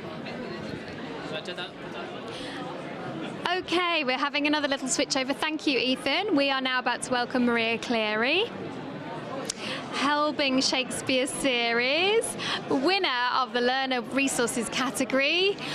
Congratulations. Thank you very much. Lovely to have you here. I really enjoyed your acceptance speech. It was beautiful. Thank you very much. I was quite emotional. I certainly didn't expect to win, but it's amazing. It's amazing that such a project based on literature, based on Shakespeare's original language, can still innovate today. Yeah. And it's interesting because we had the anniversary, the Shakespeare anniversary, I don't know, what was it, 5 or 6 years ago? And that was a huge thing. And you kind of thought, oh, here we are, we're talking about Shakespeare, and everybody got Shakespeare out of their system at that time. And then here we are, just several years later, winning awards again for Shakespeare. So what's the meaning behind that? What's the implication behind that? Well, he's universal. I think our motivation in doing Shakespeare was we wanted to bring Shakespeare's original language into the classroom rather than adaptations or explanations, and get the students performing it. So a huge part of the project is from reading to performing, so the students put on, there's instructions for the students on how to actually put on short pieces from the course chorally, plus video workshops and also videos of students actually performing it themselves. And we worked with students in the high schools in the north of Italy in order to put on the performances, and they were so empowered. Yeah. And it's funny because you remember back to doing Shakespeare at school, and it felt for me like a very passive process. And I think that idea of getting the students involved and getting them playing an active role and embodying the characters and everything, it's empowering for one, but also so fun. It's fun, and it also gives them huge skills, and they have to discuss things. They have to. It's not just the performance; it's deciding staging, it's deciding how to say things. So there's an awful lot of language work that goes on behind it. In the school I went to, we did a lot of drama. So that also has been driving me all these years, that I wanted to do something that involved literature and drama together. And I think the kind of the idea behind Shakespearean performances back in the day was not that they were for the elite, was not that they were for, the high flyers. They were for the masses, and everybody enjoyed it. So it feels like we're really going back to the roots. Exactly, and that's another part of the course, is that there are cultural spreads, and we take them through Shakespearean theatre, how sound effects would have been made, what the audiences were like, the amount of criticism that there was, how performances and actors were paid and stuff like that. So it brings it really down to earth for the students. It sounds amazing. It sounds like such a holistic approach to take, and I'm sure there are lots of commonalities between what the words that were actually spoken then and the idioms and the words that we still use today and the phrases we're still using today. The drama it's very inclusive, and it is very holistic. So it's approaching literature in this way, and you can't approach Shakespeare without performing him. I think it's I totally agree. Totally agree. So I'm delighted. I'm just so delighted, everyone. Thank you for talking to me. I could carry this conversation on, but we have to move on to the next part. Thank you very much. Congratulations. Thank you very much. Well deserved. Thank you for talking to us tonight. Okay, we're going to head over to Chia now, who's over in the reception lounge. Things are hotting up. Over to you, Chia. Things are hotting up indeed. I am standing in the reception area in front of all these people, and the atmosphere, the energy definitely has changed. Perhaps from one of anticipation to relief, or maybe of celebration. I grabbed a few people I knew, and I was delighted to meet Paul Lewis here and Michi Mateus of Perceptia Publishing, Perceptia Press. And in fact, Paul and Michi just bumped into me a couple of weeks ago in Japan, in Fukuoka at the GELT conference, and here they are in London for the ELTons. Paul, hi, nice to see you. What a small world, isn't it? Small world indeed. So, Michi and Paul, first impressions or feelings about the ELTons, how did the award ceremony go for you? Well, firstly, not being a finalist this year meant I was able to relax and actually listen to what was going on. It makes a big difference, but I was wowed by some of the names there who are people that wrote the books that I used when I first started teaching 35 years ago, and have influenced my whole career and led up to the books that I produce now. And to have such a wealth of talent gathered together in one room, it's unbelievable, really. And the names that were being called out and the people that are there, it's incredible. I should mention that Paul and Michi were finalists last year's ELTons with the book Escape the Classroom, and me, I'm an absolute game nerd, love Escape the Classroom games. Michi, 3 adjectives to describe tonight's atmosphere in the ELTons. Well, I'm a newcomer to this world. I was the illustrator on this book. I'm not, like most people here, involved in English language teaching, but my goodness, it was so joyful and uplifting. It was a real, like you said, a celebration, and I'm just so impressed by it all. It was really, I loved it. I love that, joyful, uplifting, a celebration. On this side, I have my good friend Michael Cummings from National Geographic Learning. Impressions of today's award ceremony?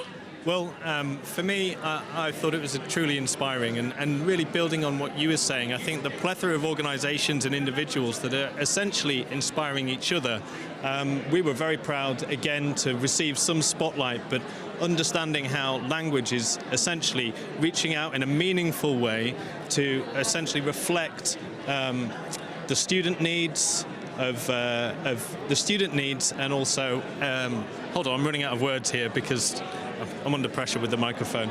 Let me think about it for a moment. I think that for me, what was accomplished today is that the community has really come together, hasn't it? And I think it really makes you feel the support and the love of the ELT industry. Absolutely. I think, yeah, for me, I think what was really meaningful today is we're thinking about local needs and the way that we're engaging with the world in order to build connections, which is really, really important. I love that. Local needs and building connections. Thank you, Michael. Thank you, Paul. Thank you, Michi. I'm actually going to walk into studio right now as we try to interview or try to catch some of the finalists. Oh, that's Kelly, about to interview the Outstanding Achievement Award winner, Penny Er, my idol. Off to you, Kelly. Thanks, Cheer. Yes, lucky me. I'm here with Penny Er, winner of the Outstanding Achievement Award this year. Penny, thank you so much for joining us. How does it feel to be celebrated in this way? It feels wonderful, feels lovely. With all this community of people who are all my friends, and I've met some of them over the years, and it's just lovely to be here with colleagues, friends, and celebrate this prize. Yeah, well, we're delighted to have you. And of course, you're in great company throughout the years. We've seen some of our ELT stars come and receive this award, and you actually were introduced by one of them earlier tonight, and I imagine you're great friends with Catherine. Yes. Yeah. Catherine, well, because I said Michael, her husband, edited my books, and I've been in touch with them for many years, and we have a lot in common. And it was really nice for me that Catherine made the presentation to me. Yeah. I was thinking back to one of the first IATEFLs that I went to, and I came to one of your addresses about English as a lingua franca. It must have many moons ago, probably 10, if not more, years ago. And even tonight, we're still seeing this reflected in the entries. Indeed, one of the finalists, the name, it was even in the name, English as a lingua franca. So what do you think, why are we still banging this drum? Why do we still need to keep this conversation going? About lingua franca. Because I think we need to remember that English is no longer the possession, as it were, the property of the English-speaking peoples. It is the property of everybody, and that's what English as a lingua franca really means. That English is the tool of communication for all of us. That's why it's an anachronism to talk about EFL, right? A foreign language implies that it belongs to someone else. Foreign. English is no longer a foreign language. English is a common language which enables us to communicate with one another. And whether we are native speakers or not native speakers is irrelevant in a sense. The point is the communication and the sense of community that brings about. Yeah, absolutely. Earlier I was chatting to Cheer, and she said one of Penny Er's, one of my favourite quotes of Penny Er is this, and I'll try and get it correct. There are two types of teachers. One is a teacher with 20 years experience. The other is a teacher with 1 year's experience repeated 20 times. Do you still stand by this? I don't think it was originally mine, but I don't. It's all right. We're plagiarising all the I would acknowledge who I got it from. If I could remember who it was someone else, but it's certainly not my original idea. But it's often I know that it's often referred to as mine, and I think it's very true. There are a lot of teachers who do progress over the years, and every year is new, and every year they're learning from and progressing further. And there are some teachers who just go through the routines year after year, and that's what I mean by 1 year repeated 30 times. And it's really important for teacher development that you do progress from 1 year to the next and learn as you go along. And no, I'm in my 80th year and I'm still learning. Aren't we all, though? That's the joy of life, right? To keep learning. I think that's all there is to do, is to grow and evolve and become who you're meant to be, and that's it. So what would be your top tip for teachers? My top tip for teachers. Top tip for teachers. I have to tell a story. Do I have time to tell a story? You do have time for a story. Always a time for one of your stories. My first year of teaching, and I had horrendous discipline problems. And at the end of the year, I went to the class teacher and I said, I can't teach anymore. I feel awful, and my lessons are a mess. And the teacher said to me, stop thinking about yourself and look at your students and ask yourself, were they learning English? And are they motivated to carry on? And I went away and thought about it, and I asked the kids and I asked their parents, and the answer was yes, they are learning English, and yes, they are motivated, and I stayed, and the rest is history. So interesting that you say so that. My tip, sorry. No, carry on, you go. My tip is don't look at yourself, look at the students and what they are learning and whether they are motivated. It's so interesting that you say that, because the first time I thought, oh, I'm actually okay at my job was when I looked around the classroom and I wasn't talking. I think you go into teaching, and as a new teacher you feel this pressure to be the performer, to be the knowledge provider, to understand everything there is to know about the language before you can somehow impart it. But actually that's when I realised that, okay, I think I've come some way in my teaching journey when I'm not the one performing, they are. Absolutely. Yeah. Oh, thank you so much for talking to me tonight. It's a real pleasure to meet you and an honour. Thank you. Thank you very much. Thank you so much. Okay, we're going to take a quick look. Thank you, Penny. Thank you so much. We're going to take a quick look at the community artwork now and see how that's coming along. Oh, someone's in there filling that N up, filling up those empty gaps on the N. The artists are also hard at work, incorporating everybody's contributions. And in the forefront there we can see some well-known faces from ELT, and everybody milling about and having a wonderful time in the reception lounge. Chia, you're back. Hi, Kelly. People are having a wonderful time indeed. I'm having a wonderful time. I don't want to leave this chair. I had such a nice chat with Penny there. She's such an inspiration.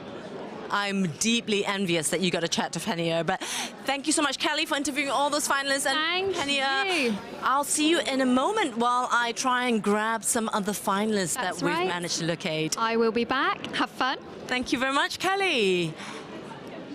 What an evening this has been. The award ceremony and then the interviews of the finalists.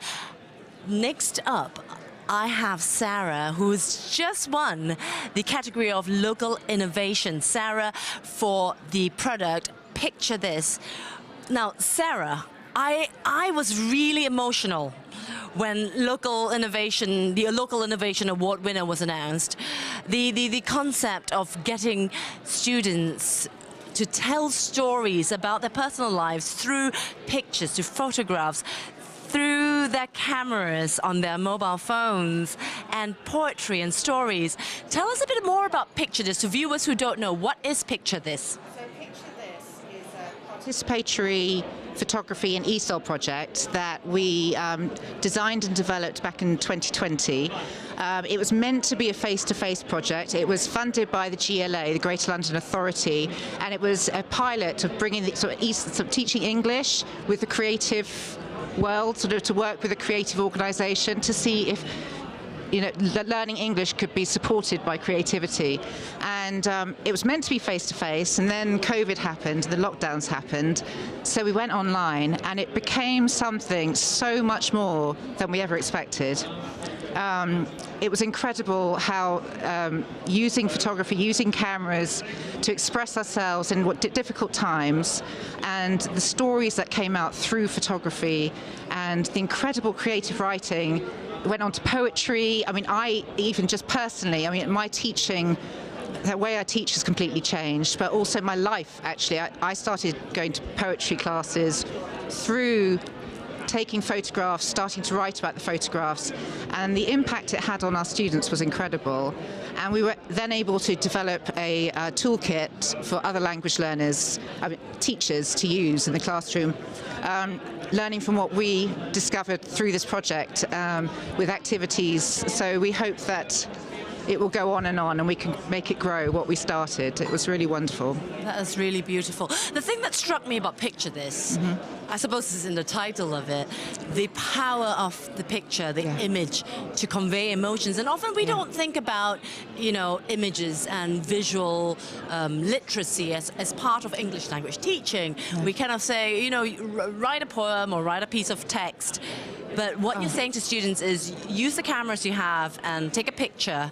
Well, they say a photo is, you know, worth 1,000 words. And absolutely. To have that as a sort of stepping stone to sharing a story, how you're feeling, you know, how you see yourself, and using that as sort of a catalyst to spoken language and then written language. It was a really special project. And so, Sarah, I really want to drill into the nitty-gritty of this, right? So for viewers out there, teachers out there, practitioners out there, want to do the same thing. They want to say to the students, pick up your cameras and as homework, go take a picture of ... What kind of rubric, what kind of instructions do you give your students to encourage them to use images to express themselves? I must say that the beginning of the project, when we first started doing this, we did have some reluctant learners who didn't feel comfortable expressing themselves through photographs. But by the end of, our course, each course was 6 weeks. It was incredible, the change. So we would say, take a photo of something that represents you. And it's not about taking a good photograph. It doesn't matter what it looks like, but take a photograph. So this, you know, you could take a plant, you know, how does this represent you? Or, you know, people would, an old coffee cup. So portraits you can do how are you feeling this week? You can do stories. You know, take a photo of your life, and then tell us about it and write about it. So there's so much you can do with a smartphone. I love that. So the image is not the destination, but it's that journey of using the image to instill sort of to generate more conversation, more communication, to express the learner's identity. I really love that. Absolutely. I mean, finally, coming here tonight, Ingrid, who I work with. Ingrid from Photosynthesis, an amazing organisation who does visual sort of training, sort of photography training. She told me to take a picture of how I feel about this project. Okay? Oh, go on. So I took this photo, which is nothing. It's my wardrobe, okay? And it's just how the coloured shirt. Where am I looking? There's the coloured shirt that stands out amongst the sort of the boring. So this is, you know, I just felt like this project, what we learned from this project just stands out. Yeah, so I really enjoyed. And it's the process of trying to find what to take a photo of to say something. An image that represents your feelings. Thank you so much. Oh no, I've really enjoyed it. Congratulations. Thank you very much. I am so moved by your win. Congratulations, Thank Sarah, you. for Picture This Local Innovation. Thank you so much. Thank you. Right, next up, we have someone that I'm really excited about interviewing. My kids are excited about me interviewing this person. This is our host, Michael Rosen, for tonight. Now, my children love his books, and at school they read about his poetry, about his books, and they watch his YouTube videos all the time. So Michael, if you don't mind, this is going to give my kids a lot of clout at school. I would love if you could give a shout out to Isabel, Natalie and Killian, because they love you. Isabel, Natalie, Killian, where are you? On 2 or 3? There. On 3. 3. Isabel, Natalie, Killian, now on 2, now on 3. Wonderful to see you. I can't see you, but you can see me. Lovely. Remember, nice. Nice. Thank you so much, Michael. Michael, it was so wonderful to see you out there today telling your stories about your childhood, your parents. I feel like I've known you for a long, long time, like you're like the perfect dinner party guest. But I would like to first find out from you your opinions about the power of storytelling in English for people around the world. Why does storytelling hold so much power for people? Well, there's a theory that we hold most of our knowledge in narrative. So if you think when people are sitting about talking to each other, one of the first things they do is, if you like, phrase everything in the form of this happened, I saw this, I heard this, let me tell you about my mother or about my friend. and then somebody then will reply with another story. And quite often, this is the way in which we move forwards. Now, we do other things. We make shopping lists, and we try to think abstractly on occasions, and we try to come up with abstract concepts. And of course, science is quite often not very narrative, though it can be. But actually, most of the time, it's what we're doing.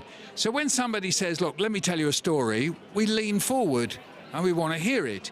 And then from a purely linguistic point of view, what happens in story is that we put all that stuff, all that grammar, all that syntax, all that vocabulary, all that phonology, it's all there. Once upon a time, there was, now there we are, right away, there's a phrase, an old phrase in English, nobody says it at any other time apart from a story, once upon a time, it doesn't really make sense. But that's what we do. There was this great big mountain or something like that. And that's where the phrasing of English that people can pick up. If you learn a story and learn how to tell a story, in some ways, it's actually a quicker way to learn the language than it is to struggle over single words or even the grammar. It's all there. It's all in the story. So the destination is not about making the perfect sentence, the grammatically accurate sentence. The destination really is to express yourself through that story. And like you said, stories are an amazing way to personalize something, to bring a bit of yourself into something. And through doing that, you're building rapport, you're building trust, aren't you? There's that, and also what we do, and it's quite often not immediately obvious, is stories contain wisdom of various kinds. And sometimes we're left to figure out what that wisdom is. Other times there are morals to the end of stories. It depends what kind of story it is. But quite often there's a tradition where you're left pondering who behaved properly in that story, who behaved wrongly in that story. And so you ponder it, and sometimes the way you ponder it is to tell another story. So in the story of the bear hunt... Yes, good question. Who is the villain? And who's Indeed. doing things right and who's doing things wrong? Well, it started out life as a kind of folk song, a kind of story that seems to have been told on American summer camps. We're going on a bear hunt. Sometimes they're hunters who are going on the bear hunt. In England, we have that branch of the Boy Scout movement, the Brownies, the girls, and they go on a lion hunt. There's different versions, and I just did one more version, an adaptation, and added in some bits to do with the snowstorm and the forest and so on. And Helen Oxenbury created the world of the book, and very interestingly, she created that last image in the book of the bear sort of with his shoulders up like this, as it were, walking away from us as we look at it. I remember that. And people think, is that the moral of the story? Did the bear just want to play? Did the bear... So if you ask very young children, they'll tell you what that bear is thinking. If you say to a 3-, 4-, 5-year-old, 6-year-old and say, what do you think the bear's thinking there? They'll say, he's lonely, or he wanted to be friends and they didn't stay long enough. And they'll say things like that so they can deduce a moral to that story from that wonderful picture that Helen Oxenbury did. I really love that, because what Magic. you're saying is that storytelling has the ability of making us or helping us to put ourselves in the shoes of others and to see the world through the perspective of the other person. And English being the global language of today, where we are training our students to be global communicators, to speak to people from different cultures, storytelling enables them to put themselves in the shoes of others and to see the world not through their own eyes, but to the eyes of different cultures and different perspectives. And that is just absolutely beautiful. Yes, I mean, the flexibility about language is crucial. I mean, rather strangely, in this country, we're in the UK now, you know, people are a bit reluctant to learn other languages because they just feel, well, English is a global language, why bother? I go to France, walk in, I'll say, have a loaf of bread, please. And they just hope or rely that the person will give them the loaf of bread, or they just point. I've seen people doing it in baker shops in France, boulangerie. And you think, well, you know, if you start talking about different kinds of bread in a boulangerie the way French people do, you suddenly discover something about the culture, that you have un pain, une baguette, les croissants, you have these different kinds of breads, and suddenly you think, oh, I might discover something that, different kinds of food that I might enjoy. So you can hop between the languages. I'm a great fan of that. And again, you have that message there about language, not just being about transactional, buying bread, for example, but about building rapport, learning about other cultures, seeing the world through a different set of eyes. That is absolutely amazing. I could sit here and talk to Michael Rosen forever, especially because all his stories make me feel like he's a family friend whom I've known all my life. But unfortunately, I'm going to have to let Michael go because I know he's got lots of important things to do, and I have a finalist lined up to speak to me as well. So thank you so much, Michael. Thank you. I hope to catch you later. Maybe we can catch up over a drink or two. Yeah, probably. Thank you, Michael. I'll leave for now. Thanks very much. Right, so that was Michael Rosen, the host of tonight's ELTons Awards ceremony, and I am so honored to be able to talk to him. On the next on the seat, we're going to have our next guest, the winner of Digital Innovation for EF Hyperclass, Dana. Congratulations, Dana. Thank you very much. I've got to say, this is a very hard act to follow, coming on after Michael, so... But Michael didn't win an award this evening. You did, so congratulations, Dana, thank you so for much. EF Hyperclass. Tell us a bit about EF Hyperclass. I mean, there are viewers out there who have never heard of Hyperclass. So what is it? So Hyperclass is basically a one-to-one lesson between a teacher and a student, and the idea is that we wanted to create an immersive environment where the student and the teacher can participate and engage in a simulation that is like real life. So, for example, you may have a student who is booking into a hotel, and the teacher is sitting in an environment that they're at the reception of the hotel and they're helping the student to check in. So it was basically a way for us to try and innovate a digital learning experience so that we can have students really enjoying the lesson and enjoying the experience, and also for teachers, because it's so important for us that teachers also enjoy the experience. So we also created an instructional platform to be able to deliver these lessons, to actually deliver a very highly customizable lesson. So we're very proud of it. And the thing is, we have so many people that were working on this. We had writers who were writing the content. We had designers, digital designers. We had learning designers, and a host of people. And the most important people are the teachers who actually help to help us get to the right design. So we were doing a participatory design where we were including teachers in producing a lesson that would be best for them and best for the students. I guess that's a very long answer. No, not at all. I find this fascinating because, I mean, as we know, digital learning platforms and language learning apps and all these things have been growing in popularity for many, many years now. One of the challenges we often find with asynchronous learning and digital learning is student engagement. Yeah. You know, we kind of almost need to go past multiple choice questions and true or false questions. Exactly. With grammar questions and lexical questions, and to kind of really engage students. And you seem to have, really hit something this is synchronous learning. So this is in the classroom, and it's happening live with the students. So yes. But with synchronous learning, I mean, a lot of us teachers who have done Zoom lessons over the pandemic have this issue with students not wanting to turn the camera on, not wanting to speak. What do you think are the key messages you have for those teachers out there about student engagement? I think it's important that we were very careful not to make students feel like they were in the scene, for example. They are the people who are looking into the scene, and the teachers are the ones who are participating in the scene, if that makes sense. Oh, okay. So it helps the student also feel like they're not on display. Yes. And I think that helps a lot, because we were also very conscious of the fact that we don't want to make it in a way where, like you said, as a Zoom call, you have a grid of webcams and everybody's on display, and people don't feel comfortable with that. So we were trying to sort of, through stories, through actual communicative tasks. So all of the lessons kind of work towards a communicative task at the end, where the student and the teacher participate in a kind of a role play. So students can collaborate and do things together and interact in English despite it being online. Exactly. And I think that helps the students so they don't feel like it's kind of like a story. It's a build-up to a story, and there's an authentic scenario that they have to engage in, and then they kind of lock into their character, which we find that the students enjoy, and we hope that we can sort of continue to do this more and more. Thank you so much. Thank that was you fascinating. so much. And Thank congratulations, you. EF Hyperclass winner for digital innovation. Thank you so much. Thank you. There you have it. We are still talking about storytelling, the power of stories to personalize, to express ourselves.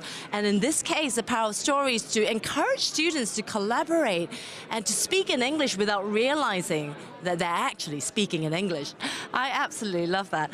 Now, sitting next to me now, we have the winner for excellence in course innovation. Welcome, Andrew Starling. Congratulations. Thank you very much. It's such an honor to be here and to have received the award.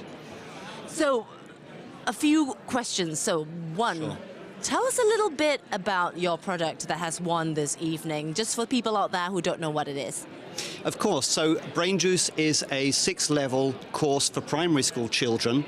It's designed, obviously, to help them learn English, but at the same time to help raise awareness in the children of the problems that currently affect the world. And we took the United Nations Sustainable Development Goals as our base and then integrated them into the content so that while the students are or the children are learning English, they're also learning about the problems that surround us every day and affect the world. The vision really of UDP, University of Data and Publishing, and SM, our parent company, is very much to develop not just language learners, not just children who are capable of learning a language and speaking a language, understanding a language, but also children who understand their place in the world and can really become global citizens. Global citizenship is a huge theme in this year's ELTons amongst quite a lot of the finalists. And sort of under the umbrella of global citizenship, you mentioned a couple of key themes there, key soft skills perhaps. Absolutely, yes. And the buzzword for today is about future-ready skills, right? Yes. You're training these young kids to be ready for the workforce, ready for the world, using English in the world in the future. So what would you say are the key skills for the children of today to get them future ready? Wow. I think there are so many that are going to be crucial in the future. There really are so many. Personally, from a very sort of personal point of view, I would say that empathy is actually going to be a key skill that children need to be able to develop. Empathy in the sense of understanding what it's like to be somebody else, what it's like to be somebody else from a different country with those problems. We don't all have the same problems. Different countries, different contexts have different problems. And I think the ability to look at that and understand it, and even to take it on as something that you want to change or you want to have an impact on. I think that's going to be a key skill, a key soft skill for children to have in the future, rather than just, looking inward, I'm okay, my country's okay, my context is okay, why should I worry about anybody else? So that's really going to be, I think, very, very important in the future. So empathy and almost like a curiosity, developing that curiosity to know about others and how the others live. I mean, these are big words here. How do you guys do it at Brain Juice? How do you cultivate that sort of empathy? Well, we do this by exposing students through the content to a variety of scenarios. For example, situations of where water, for example, is not the resource that you get just by opening a tap and clean water runs out. By exposing them to contexts where there is inequality, there is injustice in the world, and then through the activities and through the exercises, trying to sensitize children to these differences and the importance really that they make in the world, and then encouraging them through a certain part of the content to think of ideas of things that they can put into action at a local level. So that's really part of Brain Juice. It's thinking globally, but then trying to act locally as well. That is amazing. I cannot express how happy I am for you and Brain Juice for winning this category. Thank you so much. And there you have it, the finalist and winner of the category of Excellence in Course Innovation, Brain Juice. And that kind of wraps up our interviews with the winners of today. I'm going to bring back my co-host, Kelly, who has been waiting patiently in the corner. Kelly, well done. It's been a long day for you and me. I mean, you say waiting patiently in the corner. I've been listening in awe and wonder for the past few moments. How are you feeling? Really excited. I know we're coming to the end of our segment this evening, but I'm strangely feeling like I could go on for a few more hours. Yeah, I always feel like this at the end of the evening, emotional. It's like you said earlier, as the mood changed throughout the night, it starts off with this kind of feeling of anticipation and eagerness, and everyone's ready. We go to the celebration and the ceremony, and tonight in particular, the address was moving in places. We come back through here, and it's just a feeling of complete mutual appreciation and celebration for everybody in the industry. Whether you're here, whether you're at home, wherever you are in the world, whether you're a teacher or a learner, it kind of feels like we're all in this together. And I always get to this point of the night and I kind of think, wow, love this.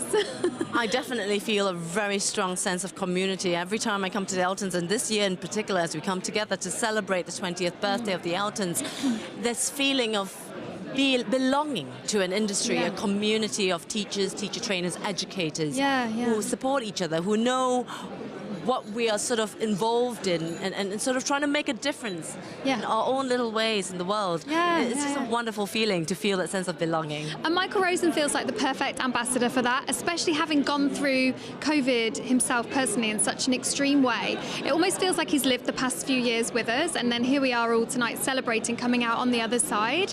It's so beautiful. While you have your tears, I managed to grab him very quickly as he exited, because something that he said in his address really hit a nerve with me, and it was about being a good listener. And what he said, he gave me a few tips, but the one that really stuck with me was this. Remember that when someone tells you their thing, what they start with is often the ending of their story.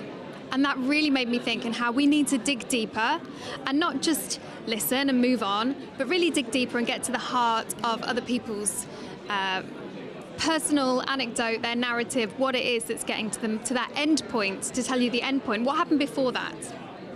And I think that speaks to what you were saying earlier about communication and about our reasons and our motivation for communication and the underlying things that we're trying to convey, or perhaps trying to keep within in fear of saying or doing the wrong thing.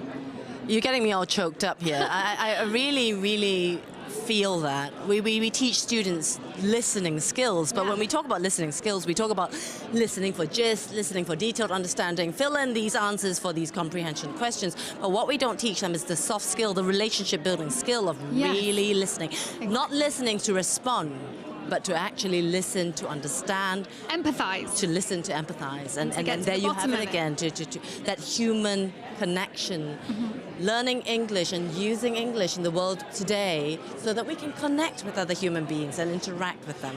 And talking of connection and interaction, I'm getting a very clear message in my ear that it's time, sadly, to wrap up for this year. But before that, I think we need to have a look at that community artwork that's been building up and developing over the course of the evening. Oh my goodness, look at that!